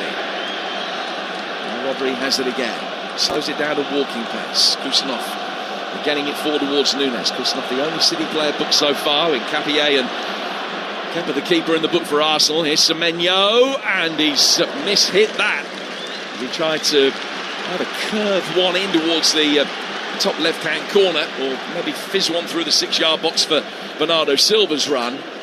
According to mine, it's gone straight out of play for a goal kick that will be taken away to our right by Kepa Arrizabalaga with 56 minutes gone at 0-0. I just wonder if Mikel Arteta will look to his bench at the minute, because Arsenal can't get out. Everything's to feet. And I wonder if he's looking at Martinelli, someone who's got legs that can get in behind.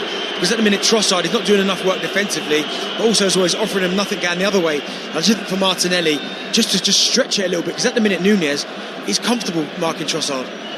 Trossard, who scored against City here at Wembley in the Community Shield back in 2023. The benches, incidentally, for Arsenal: it's Mosquera, Jesus, Martinelli, Norgard, Madueke, Calafiori, Lewis Skelly and Dowman. And the outfield subs on the City bench, similarly, all are new so far. Riders and Stones, Marmoush and Kovacic, Nico Gonzalez, Aït-Nouri, Savinho and Foden. Doku coming forward inside the penalty area. Snapshot hit left-footed by Cherki was blocked. Now Arsenal might be able to break. Brilliant. Recovering sliding challenge wins it back. It's great play that by Rodri. It's worked out to the left-hand side of midfield. Nico O'Reilly. Back for Rodri again. Rodri taking the aerial route down towards Antoine Semenyo. Playing his first Wembley final. Only a few years after he was playing National League South football for Bath City. And the story his is. Kusanov. Back towards halfway. Takes it actually inside his own half for a moment. Just allows Arsenal to come out and press. Ake under pressure from Saka goes back to his goalkeeper. Trafford side-footing it out. Down to the right-hand side for Nunes. Nunes, a clever little layoff from Semenyo. They play through the press beautifully here. Nunes trying to release Haaland. Haaland running in Saliba towards the edge of the area. Saliba recovered. Immaculately timed challenge.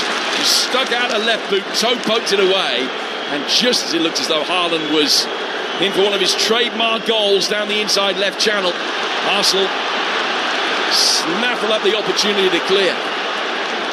Forward Manchester City will come again. Rodri back for Silva. Now Cherki coming in off the right-hand side. Cherki turning, getting away from Nkapia. Arsenal have now regained their defensive shape. They've got everybody back behind the ball. Cherki coming forward again, standing on the ball, rolling studs of his right boot over the top of it before laying the pass back for Matheus Nunes. It's all Manchester City at the start of this second half. Still 0-0. Rodri in towards Haaland, getting the run at the far post. Couldn't win it in the air. Comes out for Ake. Still Ake goes, but Nkapie's there to clear. And Kusanov mops up at the back. And will play it out to his left-hand side. Manchester City will come again with Rodri, but in a much deeper area. I think Arteta's got to change this in some way, shape or form, because City are gaining in confidence, gaining in territory, and Silva, gaining in goals. And it's in. It's Manchester City that lead. Bernardo Silva, right-hand side of the penalty area, ball clipped in, went through the hands of Kepa Arrizabalaga for Nico O'Reilly to duck in and head home. The youngster in the Manchester City team has put them ahead. They strike first in the final. And how much of a nail will that be in the coffin of the quadruple for Arsenal? They have work to do as Manchester City, blossoming at the start of this second half, lead the final by a goal to nil. Well, Kepa's been outside his box and nearly give a goal away about 10 minutes ago. Now one slipped through the clutches and dropped right on the goal line. And he'll be very, very disappointed with that. And just getting the process, Arteta, he needs more from Havertz, he needs more from Trossard. Darren Ben? Yeah, I mean, listen, we spoke about it before the game in terms of team selection and Kepa. And yes, he's been very good in this competition, but I think you get to a cup final at Wembley, I think you have to have your best players on the pitch, and unfortunately, Gray is Arsenal's best goalkeeper, and the last 5 minutes he's looked really shaky in terms of his distribution, the decision to come out and face up Doku, and then that one there where he's just got caught underneath it, hasn't got enough on it, and he's dropped into a key area where it's no more than Manchester City deserve, because this last 10-15 minutes they have been dominating the second half.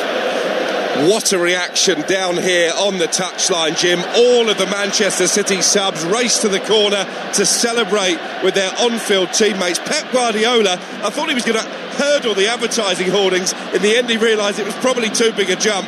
He just kicked it in delight. Brilliant.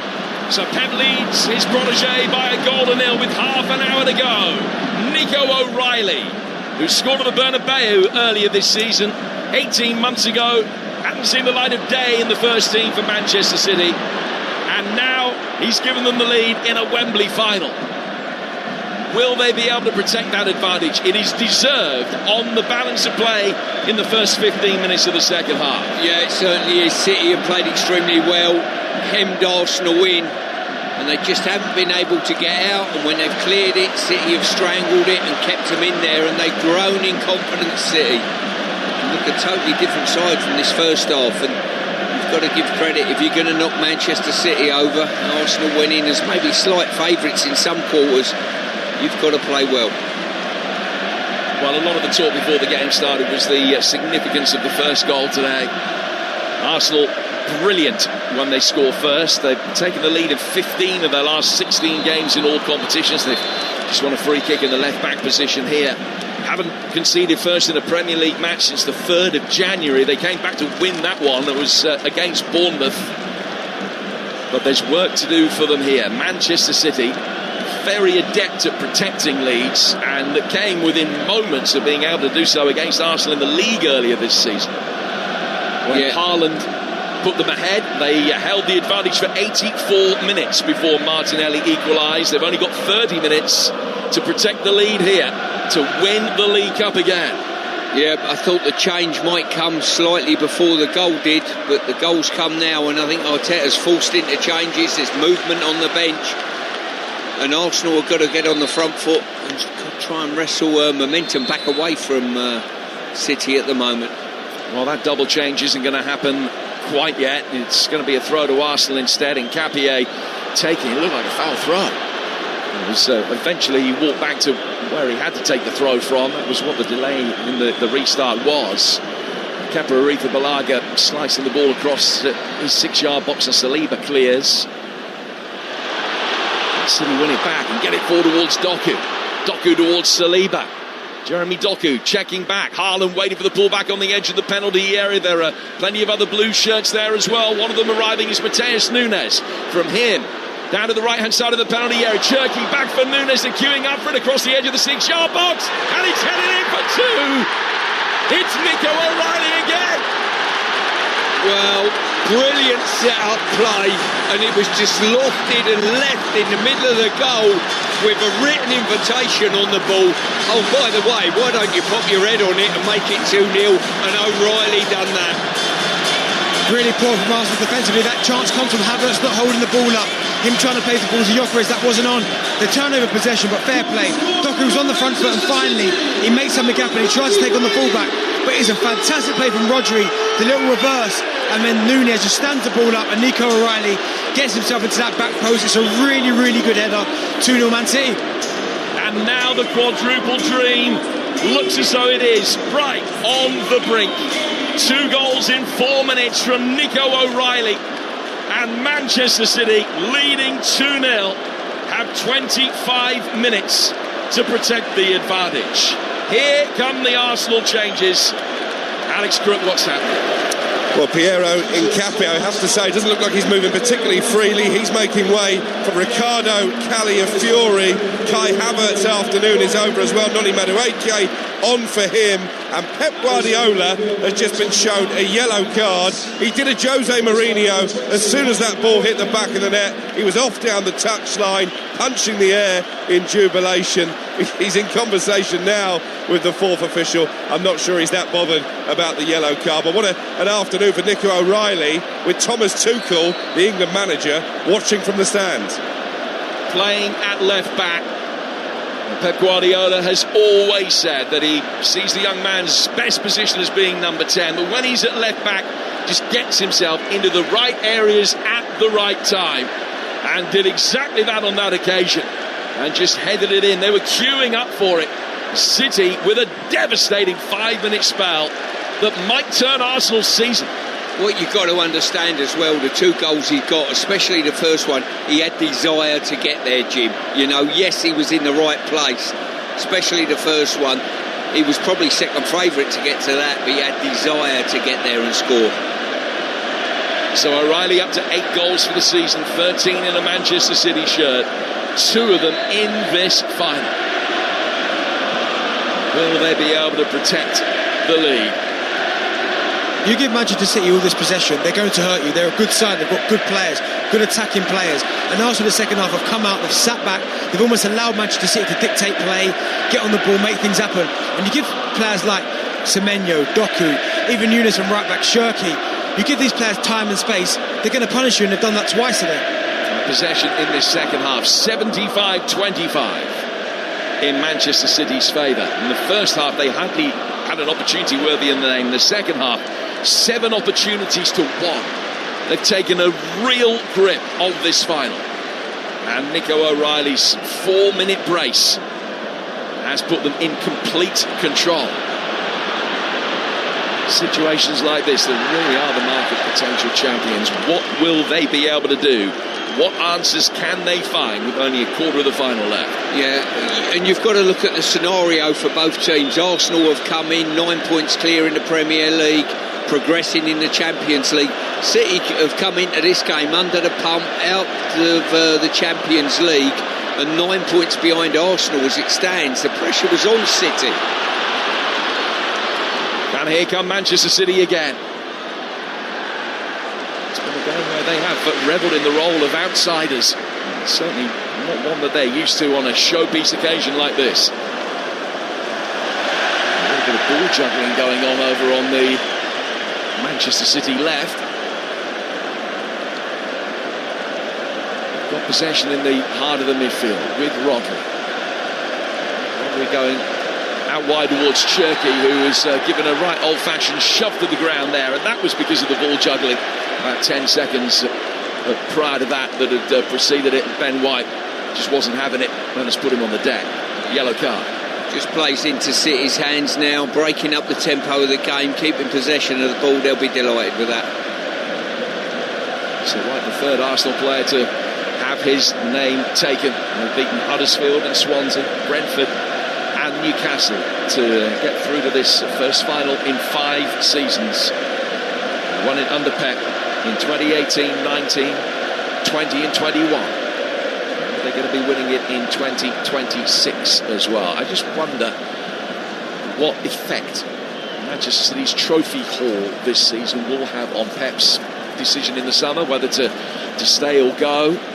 Plenty of people thinking that he is bound to stay on for next season. But they've got through the hard work in terms of the rebuilding of this team, and that he would want to harvest the fruits of that labour. Plenty think that he might leave this summer. Here's Noni Madueke for Arsenal. First chance for him to shine since coming on, but he can't outpace Nathan Ake. The ball's gone out of play for a goal kick that James Trafford will take away to our left-hand side. And Arsenal have 20 minutes to score the 2 goals they need to take this to extra time. I think they're going to have to be a little bit braver now, Arsenal. I know they want everyone behind the ball and Gyökeres to kind of get back into midfield and make it difficult to break down, but they're 2-0 down. You have to keep Gyökeres high, because at the minute that's been the problem this second half, is that when Arsenal maintain possession or won the ball back from City, they've had no outlets. They've cleared it back to City, who've just kept momentum going, kept attacking. I think for Gyökeres, he's got to stay high now. I know Mikel Arteta maybe doesn't want him to do that, but they need a focal point, they need an outlet. You're listening to the Carabao Cup final with Trust Ford. Discover the world of Trust Ford for you at trustford.co.uk. Arsenal unbeaten in the last 6 games against City. It's a run that stretches back very nearly 3 years. Well, they've got so much work to do to maintain that here. Trailing 2-0, Nico O'Reilly on 60 and again on 64. And the songs from the Manchester City support away to our right-hand side. The blue moon is on the rise. Declan Rice plays it back for Calafiore to Kepa Balaga. Zubimendi turned out to the Arsenal right-hand side for the recently booked White. Into Bukayo Saka, who's given the instruction to turn in the midfield. Lays it now to Noni Madueke. Madueke clipping it for Calafiore, making a darting run from left back right through the middle past Victor Gyökeres, but he was dealt with ably enough by the Manchester City back line, and were happy to clear their lines and get it 80 yards upfield for Kepa again. 2-0 City. Yeah, they're under no pressure at all at this moment. Arsenal have almost got to get a goal out of nothing really to rock City in any way, shape or form. City are camped in there, they're keeping possession of the ball, building up at their own time, and Bent is absolutely spot on. Arsenal have almost got to say, we're going man for man and squeezing on you and taking our medicine. Saliba. Saka now playing as almost a number 10 with Madueke to the right-hand side. Saka drifting in. We have seen him start games at 10 occasionally. Doing a couple recently. Gabriel. Now Saliba. Out to the right-hand side for Noni Madueke. Madueke running forward towards the edge of the Manchester City penalty area, and he's won a free kick. And this is a position that Declan Rice and co will fancy. Madueke spotting the ball down and threatening to take the set piece quickly. Nobody thought that was happening. It is 6 yards outside the penalty area. Maybe just a little bit too wide. Certainly too wide to be ideal for Rice, but might decide that he's got to tease this up towards the far post instead. It's almost level with the right-hand side of the box. But a goal back for Arsenal now, and they are right back in it. They need something to happen. They trail 2-0. It's a 2-man wall that's been lined up. It's 4 yards inside the City penalty area. In fact, Trafford is saying, I only need 1. Rice raises the left arm. Whacks it in. Calafiore! And it's straight at James Trafford, who took a step to his right-hand side and was able to catch it comfortably. See, just made my point up there. Madueke picked the ball up twice now. He run one out of play, second one he picked up and drove, got a good free kick in a good area. Good play by him. Half chance that for Ricardo Calafiori. Rodri. Manchester City will know that this isn't done yet, but don't think there would have been too many Manchester City supporters, bearing in mind the recent form of the two teams, who would have anticipated that with just a little over 15 minutes to go, City would have a 2-goal cushion. That is what has come to pass. An Arsenal side who've only conceded 3 goals in a game once since 2023. That was the only game they'd lost in the last 27 in League and Cup. Home defeat to Manchester United. City looking for a third that will put this out of sight and surely put blue ribbons on the trophy. Doku over on the Manchester City left, lays it back for O'Reilly, the scorer of the 2 goals. Arsenal have got to get out, Jim. They've got to get out at the minute, because at the minute there's no real press. They're kind of ambling out, they're staying in their shape. I think the time for that's over, because they're losing 2-0. The time's ticking. Don't allow City to eat up the clock by just keeping possession of the ball, going back to front. You're going to have to step out and be brave. Cherky getting away from Trossard and Calafiori, and he's in the penalty area. Haaland very nearly got there ahead of Gabriel. The Brazilian read it. Trossard will try and bring it away. He's just clipped it forward towards halfway. Gyökeres beaten in the air by Kusanov, and City had it back with Bernardo Silva. It's a time for leaders in the Arsenal technical area. Alex Crook, Mikel Arteta beckoning to his players to try and push up here and condense the play. I don't want to be too harsh here, Jim, but I think Mikel Arteta has looked a bit lost in this second half. I think we can all see that City had the momentum, that Arsenal needed to make changes before they conceded that first goal. There's been a lot of exasperated looks back towards his backroom staff, a lot of head shaking as well. At the moment, we talked about the master against the apprentice. Well, there's only one master on that Wembley touchline this afternoon. That's Pep Guardiola. And he's masterminded a 2-goal lead. It's the first time Arsenal have had a 2-goal deficit in any game since they played Liverpool last May. Rice has possession here. He slowed it down to walking pace. Arsenal trying to work out how to make something happen. Is the script written for the country's most famous 16-year-old to come and make an impression? Max Dowman. Saka in possession to Trossard. Clip forward, Saka making a run down the left-hand side of the penalty area. He's done well to hook it back, keep it in. O'Reilly in the right place at the right time in the other 6-yard box this time to scoop it away with his left foot. Back it comes from Rice. Saliba knocking it forward. Rice out of the right-hand side for Ben White. White now towards Noni Madueke.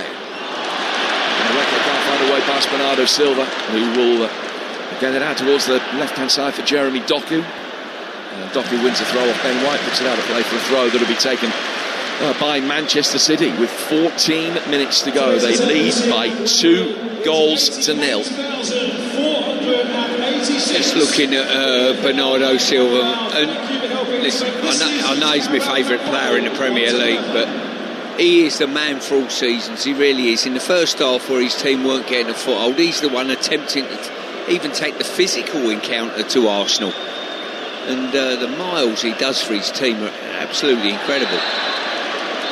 Rice's ball for Calafiori, foul. Free kick to Arsenal, taken quickly by Rice. Back for Zubimendi. Trossard. Now to White. White sending it down the inside right channel. Ake has done well, bearing in mind how relatively lightly raced he's been this season. Gets it clear towards halfway. Picked up though by Saliba. The pendulum of possession very much swinging back Arsenal's way at the moment, but that won't faze Manchester City, who've already proved very adept at soaking up plenty of Arsenal possession once this season. I mean, they played a lot of that league game with a 5-4-1 as Trossard heads it on here for Calafiori. Left-footed effort off the outside of the post and wide. That very nearly the lifeline for the Gunners. Beautifully hit by Calafiori, had time to chest it down, through a left boot, through it, and it's clipped the post on its way out for a goal kick. Yeah, Trossard done well. We knew that he couldn't get a header at goal. He's just helped it on to outside him, and Calafiori, just the time and composure he took, give him a great opportunity to get a good strike away, and wow, he's hit across the ball And Trossard a fraction away of turning it inside the post. Yeah, Trossard's in there as well, and it's a really good play from him. But Calafiori maybe called it a little bit too sweet. But that's the first time Arsenal have done something a little bit different. They've just crossed the ball in or dropped it into an area, and Trossard's won the header, and they've got a strike on goal. We haven't seen that often enough this afternoon. Foul by Declan Rice on Rodri. Free kick to Manchester City in Arsenal territory. Clock ticking down very quickly. If you're an Arsenal fan, I'm sure. 12 minutes to go.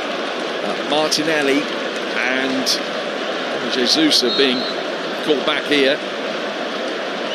There'll be another double change for Arsenal presently.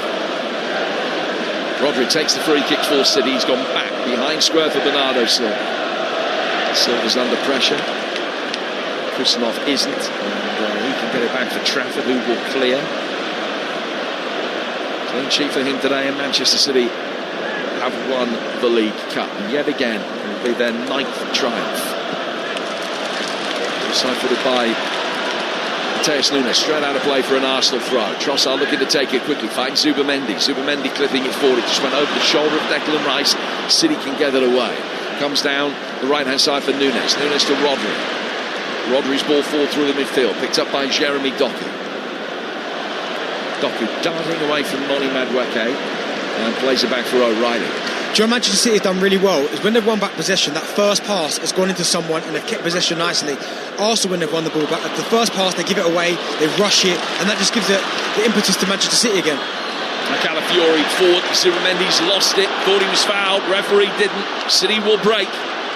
Haaland getting it down the right hand side, and Ryan Cherky running it down towards the corner flag. There's still 10 minutes to go. A little bit more attacking endeavour there. It was still 3 against 3, and he had the chance to try and find Haaland. Yeah, ended up conceding the throw. I think Cherky done exactly the right thing there. Intelligent footballer, just what's needed at certain stages of the game. Keep possession of the ball.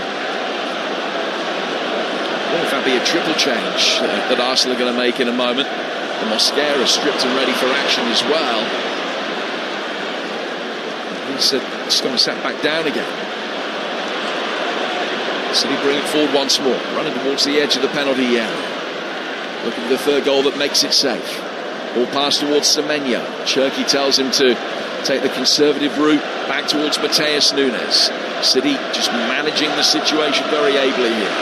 Kusanov to his left. Bernardo Silva's got it. Semenyo letting it run. Comes down for Cherky again.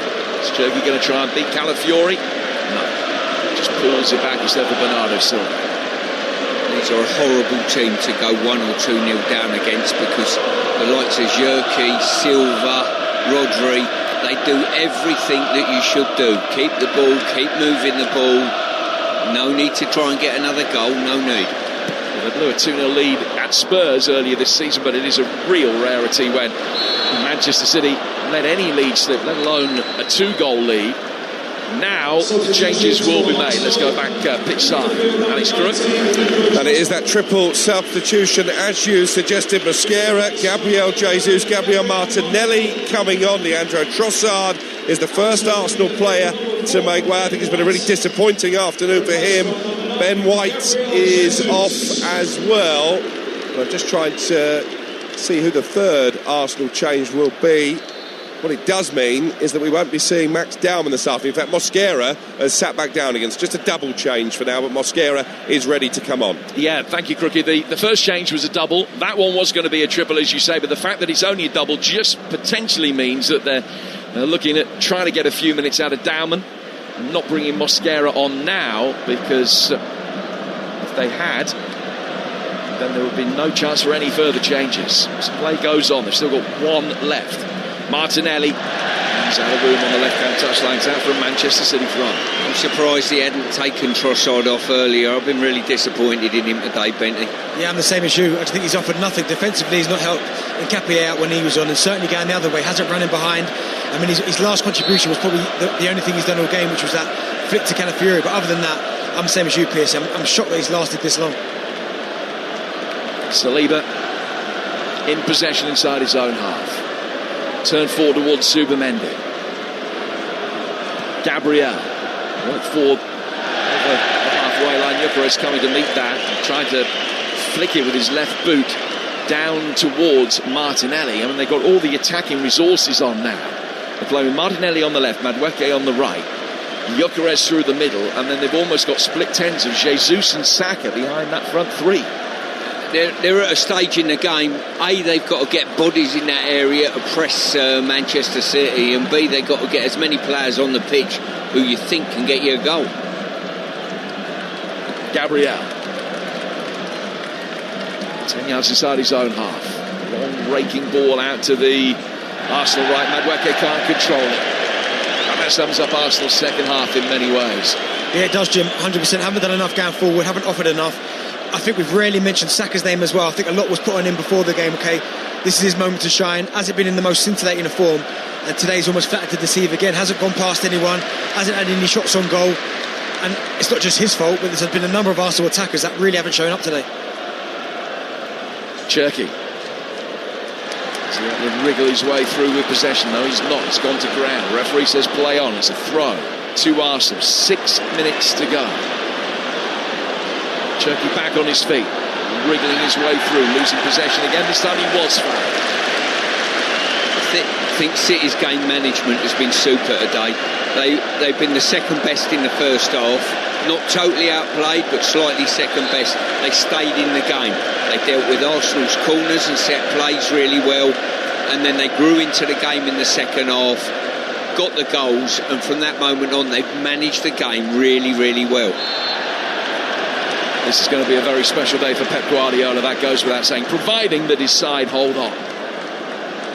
But so much will be made of this being a shot in the arm for Manchester City for the rest of their season, and what it potentially could mean to Arsenal.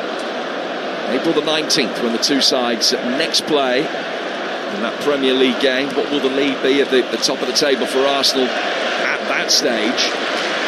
Between now and then, an FA Cup tie at Southampton, they go to Sporting in the Champions League. Bournemouth at home, the only league game they've got. The Gunners between now and that summit meeting on April the 19th. Manchester City, for their part, after the FA Cup quarter-final against Liverpool, go to Chelsea before they take on Arsenal at the Etihad in 3 weeks' time.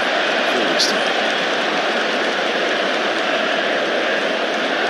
It's 2-0 to Manchester City, and Nico O'Reilly has written his name in Manchester City folklore. They've won each of their last 7 League Cup finals, and they're only 5 minutes away from extending that remarkable run to 8.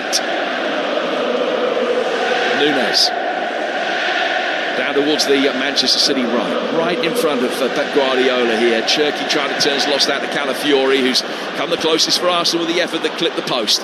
Haaland coming back.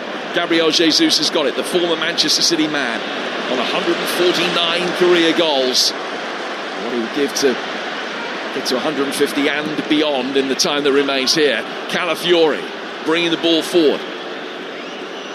Another poor touch in the midfield. It was Jesus. And Semenyo that came back and won possession back. Arsenal get it back again with Jesus. He'll make his way forward towards the edge of the penalty area. He's gone square, but he can't find his man. And Arsenal are fast fading here. They've done well with Victor Gyökeres to win it back. And a heavy touch from him. And knows how to play for a throw. Nunes defending well to make sure it wasn't the corner at any cost. I think Pep might get slightly exasperated with Cherki in a minute. He was playing really well, keeping possession of the ball when he should. Now he's just stepped over the line to showboat too much, and I think that will cost him his berth in the game shortly. 88th minute, Calafiori with a long throw inside the penalty area. City clearing. Comes back from Martinelli. From him to Declan Rice. Rice driving the ball out towards the Arsenal right-hand side, where it's controlled by Noni Madueke. Left-footed ball in from Madueke. Jesus coming around the back. Looping header off the bar. Gyökeres there first, goes down. Arsenal fans want a penalty. Peter Banks not interested. And Manchester City clear their lines. Yeah, great effort there. Just a looped header back over Trafford. It looked as though it was going to drop in the goal, but just hit the woodwork and out again. Well, since they went 2-0 down, they've hit the post. They've now hit the bar. Not knocking on the door with any real ferocity, but they're having some moments. Saka coming forward now for Arsenal. He can turn inside the penalty area. Haaland back defending. And City get it clear out towards Jeremy Doku. Doku for Rodri. Semenyo with the opportunity to make a run. He's only got Calafiori between him and goal, although the ball drifting over his right shoulder goes down towards the touchline. Semenyo's still got it. Arsenal have got their shape back. Semenyo more than happy to take it down towards the corner flag. He's then checked and gone back for Nunes. Phil Foden waiting. He's going to be brought on by Manchester City very shortly. Rodri's got it inside the centre circle. 90 seconds plus stoppage time to go. And there won't be much stoppage time. Nunes coming forward for Manchester City. Near the edge of the D. Behind Semenyo. Out to the right-hand side of the box for Cherki. Cherki taking it down towards the dead ball line. Good quick feed again. Always a little bit of improvisation and showboating, and he's still got it. And then he fires it inside the 6-yard box where it's headed away. Jesus back defending, needs a second touch, but he had the time for it and he hooks it clear. Ake on halfway, goes back for Kusanov. 2-0 City. Yeah, as I say, Foden waiting to come on. If he's not Cherki, I'll be astounded. I think he's playing for himself a little bit out there, and one or two are waiting for this final whistle in the City shirt. Ake gets it forward. Here's Jeremy Doku. He's running towards the edge of the penalty area. They're backing off him, and he's fired it wide of the left-hand post. Yeah, mile wide, to be quite honest with you. Well, you predicted it correctly. It is Ryan Cherki who's coming off. Listen, you give the ball away twice when you shouldn't do in Pep's team. Get ready to come off. And this is the first change that Pep has made, and it comes in the 90th minute. Well, the boys on the pitch have done more than enough. I mean, it almost felt like, Jim, first half, that let's have a look what Arsenal have got. Let's see if they can really hurt us. And when they realised that Arsenal couldn't, second half they've come out their traps really, really fast and completely dominated. And the way that they've kind of capitalised on Arsenal's mistakes, giving the ball away, they've been deadly today. Without the scoreline being out of control, they've been thoroughly deserved the 2-0 lead or win, it looks like. Well, we're going to 4 minutes of added time. Phil Foden, who's won this competition 3 times, the first of which was against Arsenal when he came off the bench in the 2018 final when he was still only 17 years of age. And he comes on here for the last moments. 4 minutes for Arsenal to score 2. Came into the day chasing 4 trophies. The first one is about to go west. Manchester City caught offside. Free kick to Arsenal, which will be taken on the right-hand side. Don't forget the sports bar. Gunners fans, what have you made of the performance today? What did you make of the team selection, the decision to play Kepa instead of David Raya in goal? Majestic and Alan Pardew taking your calls on the final word. And you'll hear from the managers and the headline makers as well. 03717 223344 is the number you can book your call now. We'll hear from Spurs fans as well after their chasing afternoon home to Nottingham Forest. Much more besides, with Madge and Pards taking your calls on the final word following the conclusion of the game and the trophy lift here. The ribbons will be ready. They haven't quite got to a stage where they'll be doing the engraving, but I'm sure the template is out. It's 2-0 to Manchester City, and there are 90 seconds, a little bit more than that, actually, 2.5 minutes left to go here on Talksport. Zubimendi hooks the ball forward. Gyökeres will chase after it. Nathan Ake is there, heads it away. Arsenal bring it down in the midfield. Scoop the ball out towards Jesus, helped by Martinelli, then down for Calafiori, but again there's a sloppiness about some of Arsenal's approach play, and Manchester City can bring it away. Semenyo just rolling it down the right hand touchline, but it's gone straight out. In the second half, Arsenal have only had 1 shot on target. Manchester City, for their part, have only had 2, but they've both gone in. Here's Noni Madueke. Blue and white flags being waved with real vigour. Madueke's ball in. Martinelli at the far post. Kusanov heads away. Calafiori scooping it back. And Arsenal score 1 that will set up a very brief but grandstand finale here. Gabriel being pulled back by Foden. Referee allows play to continue. Zubimendi's got it on halfway. 90 seconds to go. Arsenal all but out of time already. Martinelli waits on the left. Ball work back for Saliba. Saliba out towards Noni Madueke. Madueke on the right-hand side of the penalty area, taking on O'Reilly, keeping his feet. He's done well. He's pulled it back, but couldn't find Saka. And Rodri with a little nick steered it away from Saka down towards Doku. And Manchester City can bring it away again. Yeah, City have, every time they have been breached, they've just managed to get a player there and get a little block in. And Arsenal were desperate for that for that first goal, just to give themselves a glimmer of hope and put City on the back foot, but they failed to do so. City fans in fine voice. Their team in possession. I'll tell you what, Jim, you've got to tip your hat to Pep Guardiola, haven't you? You know what I mean? Write this fella off at your peril. Quite incredible. It almost feels like the game of two goalkeepers. Kepa, obviously, neither play a first choice for their clubs. James Trafford has come in and made a couple of really, really good saves. And Kepa has done the opposite, and again, you live and die by your decisions. A day of regret for Arsenal. Trophy being engraved as we speak. It is an Arsenal throw with seconds remaining, and that is it. Full-time whistle goes, and it's Manchester City who win the League Cup yet again.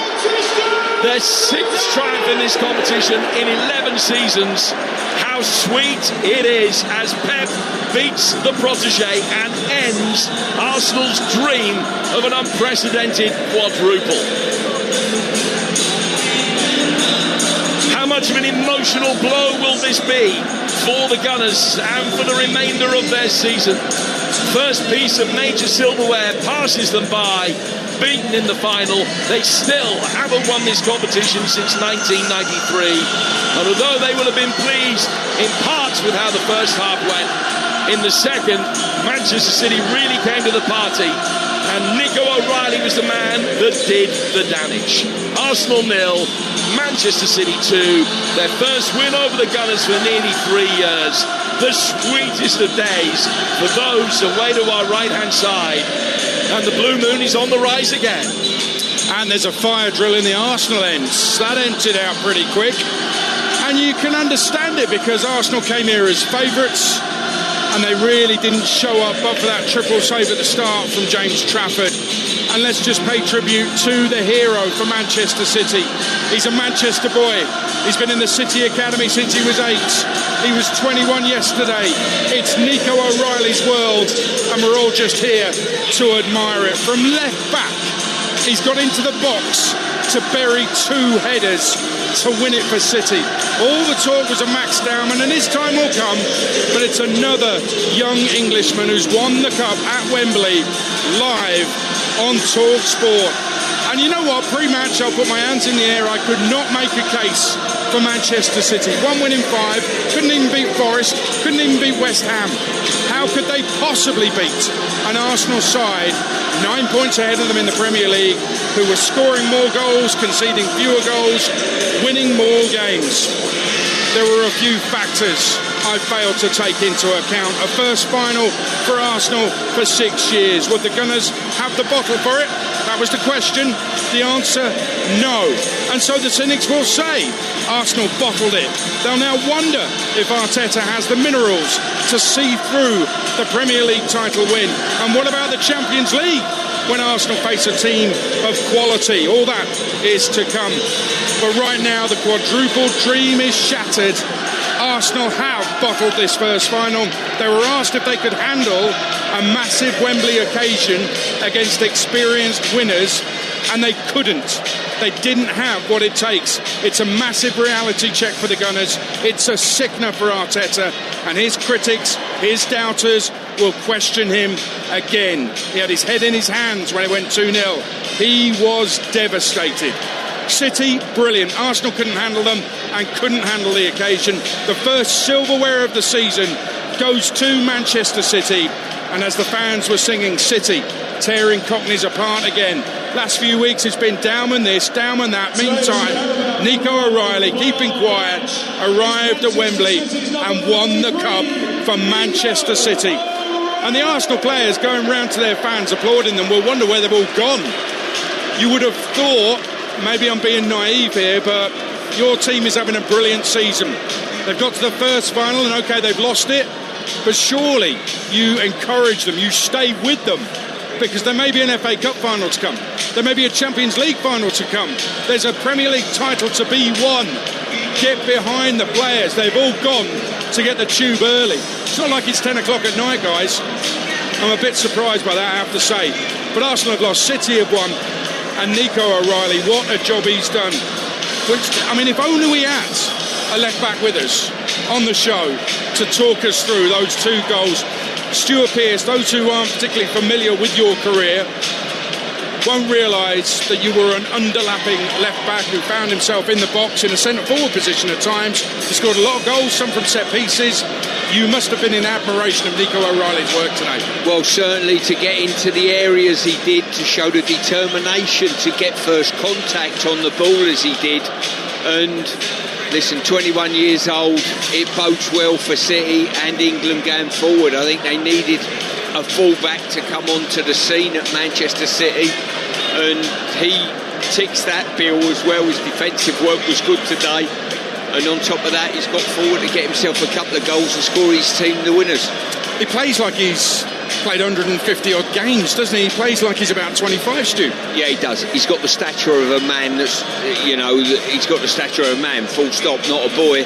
And he plays that way. He's got a confidence on the ball and without the ball with his defensive work. So, credit to him today. It's brilliant that he's taken the plaudits. And Benty on Nico O'Reilly. A couple of weeks ago he had a shocker in Madrid, didn't he? And it was a really poor game. And I was wondering, will Tuchel look at that? Will he think about him for the World Cup?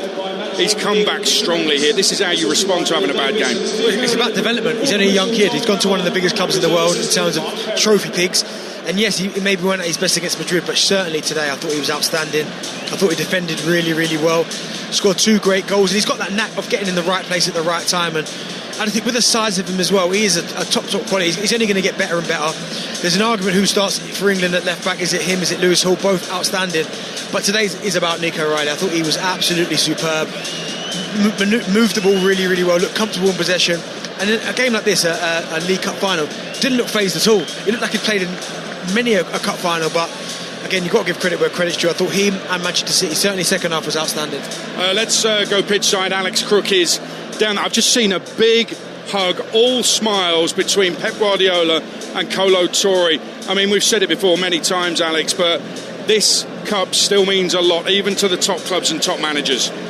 Absolutely, and it's a wonderful contrast, isn't it? A Wembley Cup final. You look away to our left and you're right, the Arsenal end is absolutely deserted. Away to our right, nobody in a Manchester City jersey is leaving early. It was like the darts at that end away to our right in the second half. They were singing the Kolo Touré song. And I tell you what, for a manager who's won it all, I think this is going to go down as one of Pep Guardiola's sweetest achievements. I could see what it meant to him. I think he was trying to jump over the advertising hoardings after that first goal, ended up kicking it instead because he realised how high it was. He did his Jose Mourinho run down the touchline. He was whipping up the fans.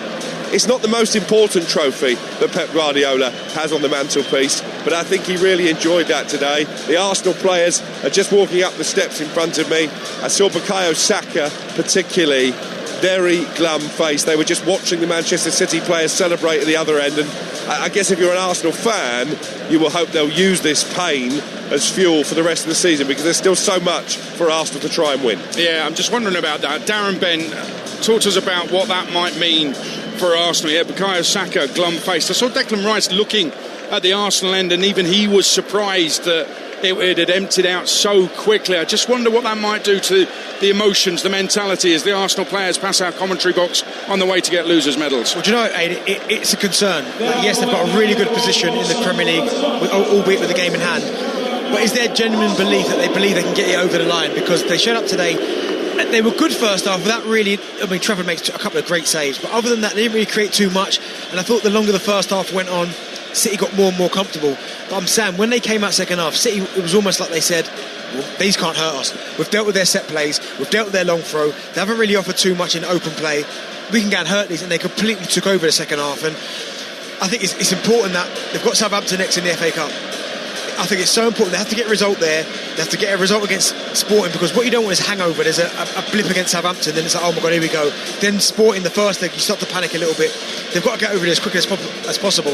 Yes, it will sting, but they've got to somehow rectify that by winning their next game, their next fixture. Declan Rice has just gone past our commentary position. Stony face. He's still won more trophies at West Ham than he has at Arsenal. One more under David Moyes, and this will be an interesting reaction from the Arsenal. You say that title position, they're 9 points clear, but not only do Man City have a game in hand, they've still got the game at the Etihad between the pair of them to come. So that is a positive as far as City are concerned. It is, and that's where you want Arsenal to have a couple of positive results before they go to the Etihad. Because looking at this now, and I've been there as a player, and I'm sure Pierce has as well, when you've been battered, really, battered by a team that you know is chasing you behind, and you know you've got that fixture to come, you do go a little bit on edge, you do go a little bit shaky, you start to play a little bit more reserved than how you've been playing recently.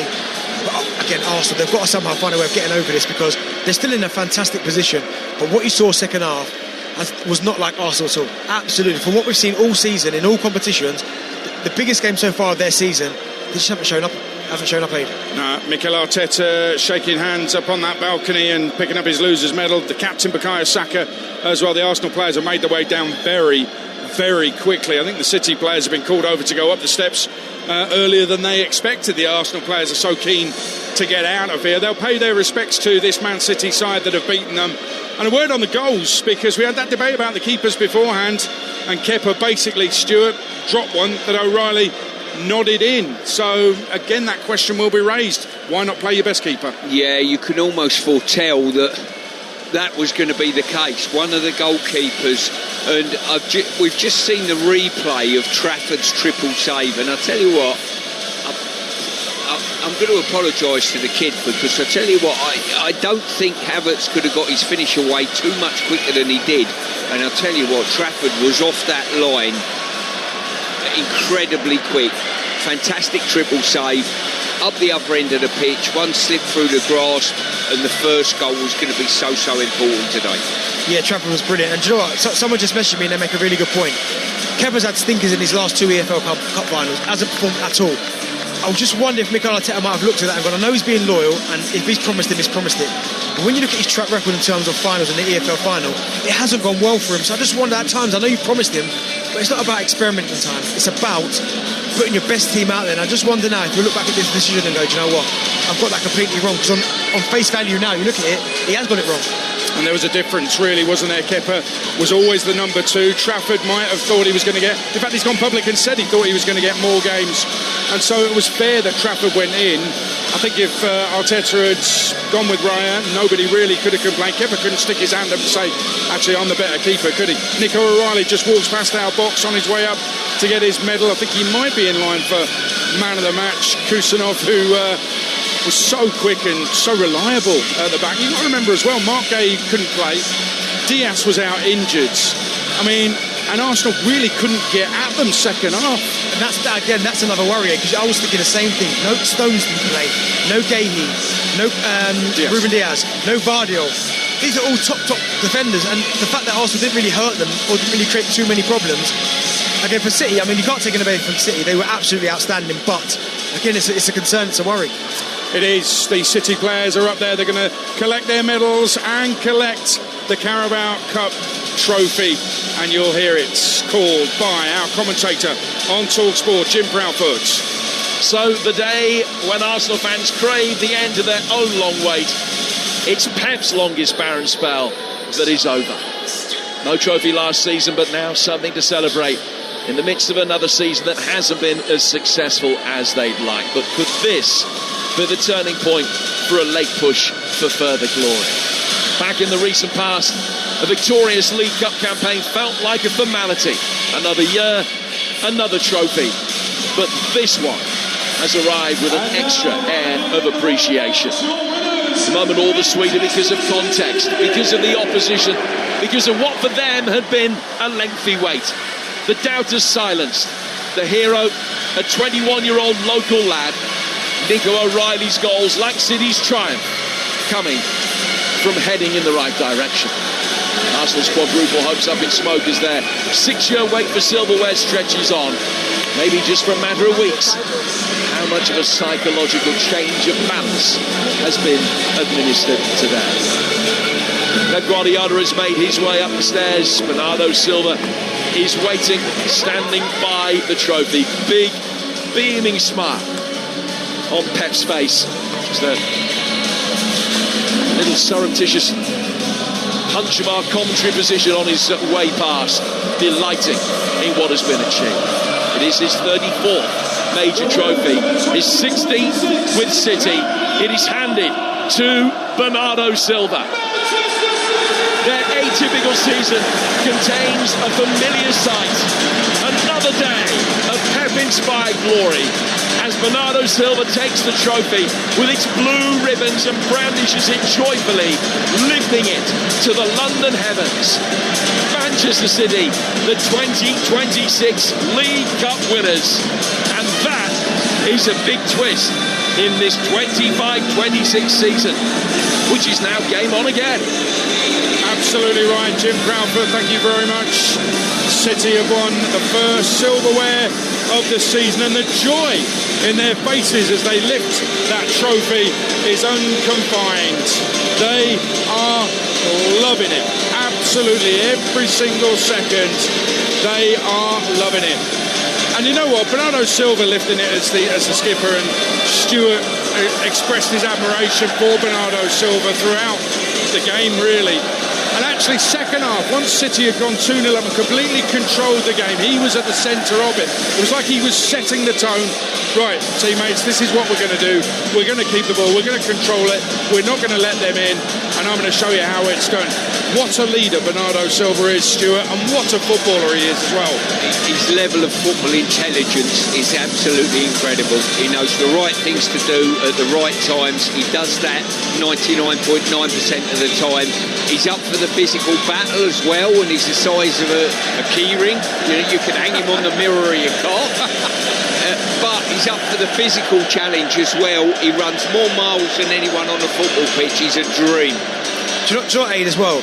The most important pass in any football match, majority, when you've won the possession back, is that first pass. Can you keep hold of it? Can you maintain possession? Today, he was absolutely exceptional at that. Every single time City won it back, it'd be Rodri or whoever, they give him the ball, they set everyone down, they get a few passes in, then they start to dictate play. And on the flip side, Arsenal didn't have that. The moment they won it back, they cleared it as far as they can. They were so panicking about, I don't want to give the ball away. The second half, it just gave impetus to sides like City. And Bernardo Silva, as Piercy said today, I thought it was absolutely outstanding. You know the difference between the two? I like Jerky as well. I think he's clever. I think he's got a pass. In the second half of the game, he decided to get a little bit clever than showboat. You don't see Bernardo Silva do that. And I'll tell you what, you look down at his manager, Pep, and when he started to showboat a little bit, he thought, you're coming off. And I saw him nod his head. You don't do that. You know, clever players and top players don't do that type of thing. Yeah, he could have thrown it away, Turkey, had it all gone wrong. Bernardo Silva isn't letting go of that trophy, by the way. And actually, Stuart, they may have a bit of a problem. Is he going to be around next season? Is there, and we've said this before about City, it kind of goes unnoticed, really, the amount of high-quality players that have left City in Pep Guardiola's reign. And it's been seamless because he just knows how to rebuild time and time again. Last couple of years has been a little bit different, but when you look at the players that have gone from that time of Silva and Aguero going, they've won stuff since then, obviously. Then De Bruyne going last year as well. You know, there's big players, Gundogan. Bernardo Silva going feels like it could be one of those big ones that will be remembered. Yeah, I totally agree. As I say, a lot of players have come and gone and stayed for a good decade and have a real impact, and he'll be in my eyes up there alongside the likes of Kompany and De Bruyne that have been around a long time. Yeah, he's been brilliant, no question about it. City players have made their way back down onto the pitch. Darren Bent, all the Arsenal players are stood still, a lot of them arms folded across their chest. Mikel Arteta is there. Feels like Arteta has said to them, I want you to watch this, soak it up, experience this feeling, because I don't want you to experience it again. It feels like something like that has happened. Yeah, it does, because no Arsenal players taking their eyes off Manchester City at the minute, and it's going to sting, because coming into this final, they would have been the favourites. They have been playing the better of football, and it was a real opportunity for them to make a real statement, because I think Piercy mentioned it before the game. this game felt like it was more than just a cup final. It almost was setting up the rest of the season in terms of, right, if you can beat Manchester City in this game, could that set you up nicely for the Premier League, the Champions League, the FA Cup? The fact you've been beaten as handily as you have, all of a sudden, the question marks are going to be there. But again, they can't have hangover rate. They're going to have to get over this as quick as possible because they know the narrative's going to be. Right now today, people are out there going to be saying, they're going to bottle it. They're going to bottle it. And I don't think it's right, but when you look at the way they played second half, you'd go, well, hold on, there was no belief there. Yeah, they have bottled it. I mean, and let me explain this, because a lot of people really don't like the word bottle, but what it basically means is they've got to the Carabao Cup final, they've been asked the question, as City lift the trophy and the flamethrowers go in the air, the streamers spray all over them, and the City party starts. Manchester City, Carabao Cup winners 2026, they've won a trophy. Didn't manage it last season. They've got that winning feeling again. Manchester City, are they going to take it forward to the Premier League, to the FA Cup? Let's see what happens between now and the end of the season. But so far, so good for Manchester City. Let me just explain the bottle thing, okay? Because I know people don't like the word. I get it and I understand why. But they've been set a challenge, Arsenal. You're playing in the Carabao Cup final against Manchester City, who are winners, okay? They know how to win trophies. Can you meet the challenge of winning that trophy against the top side? Well, they've come here, they've tried to, and they've failed. That's what's meant by bottling the challenge. Well, do you know, it's not even so much that, because I think you've described it really well. It's the second half performance. I think you look at it and go, well, what's happened near them? Because it's like they came out at half time and thought, right, we've done enough, we'll probably get the goal. Where City came out, who have been champions, who have won a lot of trophies, and gone, lads, I'm telling you now, these are there for the taking. If we put our foot on the gas and really start to play the way we can play, we can hurt them. And it felt like as the second half went on, there's only ever going to be one winner. That you still see growing belief in terms of possession, picking up all the second balls, giving it to Doku, who was better second half, giving it to Semenyo. Shirky was getting on the half turn, Bernardo Silva was picking up the pieces. It just looked like to me, City went, you know what, we've got these here, these don't believe these can beat us, where City said, we know we can hurt them. The disparity between the two teams you can probably put down to a few things. When you look at the players that were missing and the players that come in and filled in for those players on each team, Kepa cost them the first goal. Trafford was outstanding in making that triple block. If Arsenal get their nose in front, different game. Diaz and Gay not playing, you think this could really hurt City. I personally think the two centre-halves in Aki and Kusanov, their name I would throw in as a conversation about man of the match. I thought they were outstanding. Havertz comes in for Eze. The drop-off was ridiculous. I thought Havertz was poor, really poor, and didn't have a contribution within the game. And it was almost every head-to-head they come out second best, I'm afraid, Arsenal, and it cost them today. Can we have a conversation about Saka? He's not had a great season. He may well win the title, he may well win the Champions League, who knows, but he's not had a great season. And again, on the big stage, I was thinking I'm expecting a little bit more from the captain, who we know is a brilliant player. He's a great footballer. We all love Bukayo Saka, but he didn't really show up enough today, did he? Do you know what, Aidan? Listen, I'm the same as you. I love him as well. I think he's fantastic, right? But I think a bigger conversation needs to be had around that, because it's been a while now where I've watched him for 90 minutes and gone, oh, okay, that's the Saka we know, and it hasn't been there all season.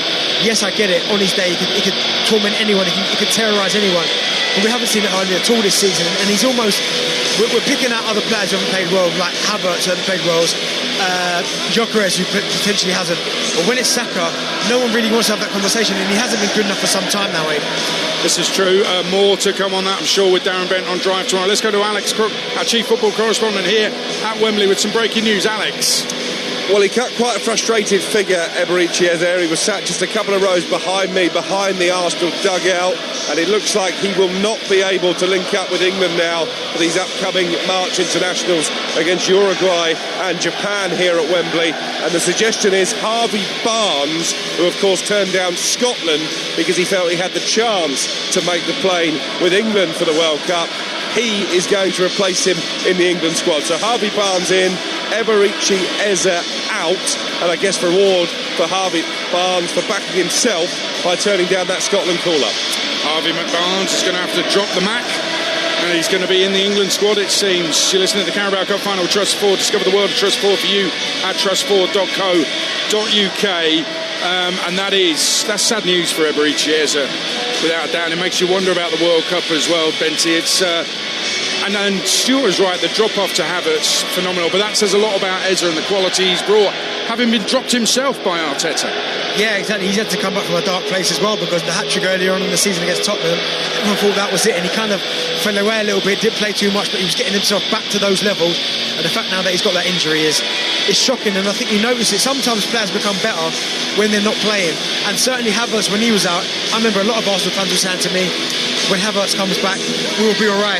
Didn't show up today. But now Eze's not here, you can clearly see now that miss, the little pockets of space that he can pick up, the goals that he can score. And for England as well, I mean, he's been outstanding recently, but for Harvey Barnes, I'm happy for him, because I think he should have had a cap out by now, because he's been brilliant this season. Yeah, Stuart Pearce will be on England duty at the World Cup, and listen, Eze might be fit by then, let's face that, but he's out of this squad for the two friendlies. It's a big blow for him, because he might feel like he wants to prove a point to Tuchel about being in the starting 11. Yeah, I think there's two things there. A, he's not been able to contribute for his team, and he might have made a difference today. And secondly, it's always a massive miss when we lose anyone for international duty next week, and he hasn't got the opportunity to stake a claim for a start. Absolutely. Pep Guardiola applauding the Manchester City fans who came here in their numbers. They were loud as well. They were against Real Madrid in the week at the Etihad, and the players didn't respond. Boy, did those players respond this afternoon here at Wembley Stadium. They have beaten Arsenal by 2-0. They have won the Carabao Cup Final live on Talksport. And listen, we've talked a lot about Arsenal. I'm sure there will be a lot of callers on the final word, which is coming up at 7:03717 223344. Let's focus on the winners then. Stuart Pearce, you captain Man City, you managed Manchester City as well. In your career, you were a double League Cup winner. What's that winning feeling like? It's a hell of a lot better than the feeling I saw on the Arsenal players not so long ago. The one thing, the manager of Manchester City, he's won everything, arguably the best manager in the world. He's come and delivered a victory for his team once again today, probably against the odds today, which is unusual for City, potentially, but they enjoy every victory, gets the staff involved on it, and it's everything. And as you saw with the Arsenal end clearing out, cup finals are no place for losers at the end, you know what I mean? If you're going to come to a cup final, it's all about winning. That's the experience you want. And to be fair to City, they were the better side over 90 odd minutes.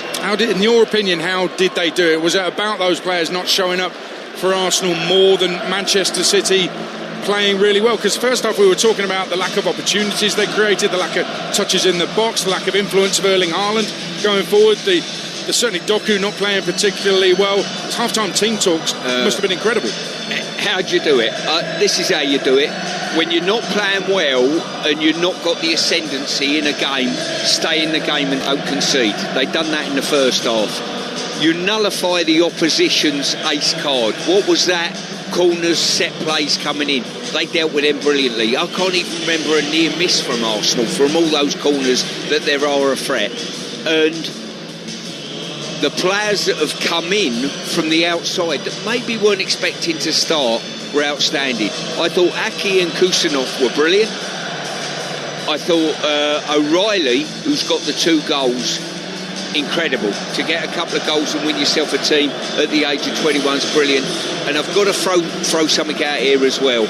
Saliba did not deserve to be on a losing side today. I thought he was outstanding. He dealt with Haaland, especially in the first half. And if you go and interview Haaland now and say, what was it like to play against Saliba today? You know, he thinks, well, thank goodness I only have to play against him a couple of times. So I thought he was outstanding. Yeah, he gave him a proper physical battle and really got the better of him, you'd have to say. But there were no Arsenal players got the better of Nico O'Reilly when the ball was aiming towards his head. Let's focus on those set pieces, Darren Bent, for Arsenal, and they're usually a threat, but they weren't today. And we mentioned before that there was no height in that City defence. I kind of touched on the fact that Haaland will be possibly City's best defender, and I think he was as well. So Nathan Ake isn't the tallest as well. I mean, Sam Matterface is always claiming that he's the same height as Nathan Aké. Nathan Aké's not 5'4". I mean, he's bigger than that. But how do they do that? And because Arsenal have scored from so many set pieces, caused so many problems from set pieces. How did that tiny defence keep them out? Do you know what? I think City, listen, when they had to head it, they headed it, whether it be Rodri or Haaland. But I don't think Arsenal quite got the set play right, the delivery right. There were times where Saka hit the near post, they hit it too far around the back, so they weren't really getting their heads on it. So I think there was a mix and a combination of that, but fair play to Man City. Because when the ball came into that box, they had a player there that was willing to go and head it. And I think today, Arsenal didn't have enough of that. Didn't have enough of the player that really had that hunger, desire to really get their head on it and go and score a goal for their club. Whereas I said, Rodri, Haaland, even Núñez, to be fair, he's getting himself up there and he's getting his head on it, getting that first contact. They're completely nullified what Arsenal do really well, which is set plays. And again, you have to give credit to Pep and this Manchester City staff. Yeah, I thought Núñez was another one who deserves a mention. Going forward and defending, I thought he was really good. We touched on the first goal, Kepa dropping him, O'Reilly taking advantage and heading it in. That was a Núñez lovely dink cross, actually, and it was literally too high for Kepa. But what's O'Reilly doing there? That's mad, isn't it? Do you know, it is mad, but that must be the belief that Pep's give to him, this whole inverted fullback. And we've seen O'Reilly a couple of times this season get himself in there and get a couple of goals. But he's got that rare habit of, he times his runs well and he just takes a chance and thinks, you know what? If I get myself around here, the ball may drop here and I might have an opportunity to score, because you're right. How can Kepa drop the ball in his 6-yard box and Riley's the first one to get his head to it? Where's Haaland? Where's them more attacking players? But that was where he was. And again, I thought he's been outstanding. His development over the last couple of seasons, I've gone, wow. Because he looks like he's more of a comfortable midfield player, if I'm honest. But his performances when he's been asked to play at left back, he's been absolutely outstanding. And the second goal as well, Stuart, I think the second goal was the Núñez cross from the right hand side. Some good work out there, but O'Reilly steaming in, buries the header, and that's 2 goals in 4 or 5 minutes, and Manchester City win the cup. That second goal was really good from a City point of view. So much to love about it. Yeah, it was, and it killed the game at that stage as well. City had too much know-how, how to kill the game, how to keep possession of the ball, and it was a great move as well, a little overlapping run. Arsenal will be disappointed they've not tracked the runner, but the cross was brilliant. It took the goalie out of the equation and it just left the ball there, and it just said, well, come on, finish me off, why don't you? And he absolutely did, and that finished Arsenal off as well. So Darren Bent, you'll be on Drive tomorrow. I'm pretty sure that Andy won't have much to say about it. Can't wait for that. Honestly. Are you throwing a sickie? Do you know what, I'm not going to lie to you, I did think, what excuse can I give between now and tomorrow? Well, you can't now. You talked about it live on air. But for Arsenal fans, I think even they will be concerned about it. I'm really gutted that they all left. You've in this season where Arsenal have been so good, stay and applaud them. I know you don't like losing, I get that, and I know it's tough to get away from Wembley, but come on, I mean, you've got to stay and applaud them. In terms of Arsenal themselves, how confident are you that they've got, well, we don't know whether they've got what it takes to come back from this defeat, do we? Well, that's the thing, they've got Southampton next, they have to win that game. Then Sporting, I think it's Sporting in the... By the way, Southampton are flying. Exactly, so that, and it's unreal. And it's at Southampton, so all of a sudden you go, they need to put a performance in there, but now it's almost come down to performance, it's about results. Now, certainly in the Premier League it's about results, but there can't be hangover now. You can't feel sorry for yourselves. You can't think what if or what could have happened. Second half they weren't good enough. They were beaten by the better side. It wasn't one of those games where they were unlucky in terms of chances and Trafford had the game of his life. Yes, Trafford made 2 great saves at the start, 3 good saves, but other than that there was nothing from Arsenal, so they have to be better. Simple as that. If he's got to make tough decisions in terms of team selection, whether he takes Saka out for a little bit, whether he takes Gyökeres out, but something has to change. You can't just keep playing the same players for the sake of it. No, you can't. You're listening to the Carabao Cup final with Trustford. Discover great value, expert service at trustford.co.uk. Stuart Pearce, from a City point of view, the belief that this gives them going forwards, and some of them might have thought, we're never going to catch Arsenal. It's just not going to have knocked out of the Champions League. They might look at it and think that's a positive now. Well, I think they've just sent a message to Arsenal and saying, if you want our crown, you're going to have to wait a little bit longer. I honestly think, and I've said for months, that I think Arsenal will win the league quite comfortably. I still believe that. But today was all about Manchester City sending a message to Arsenal and saying, you know what, we've got the experience, we've got the know-how, and we know how to get over the line in major finals.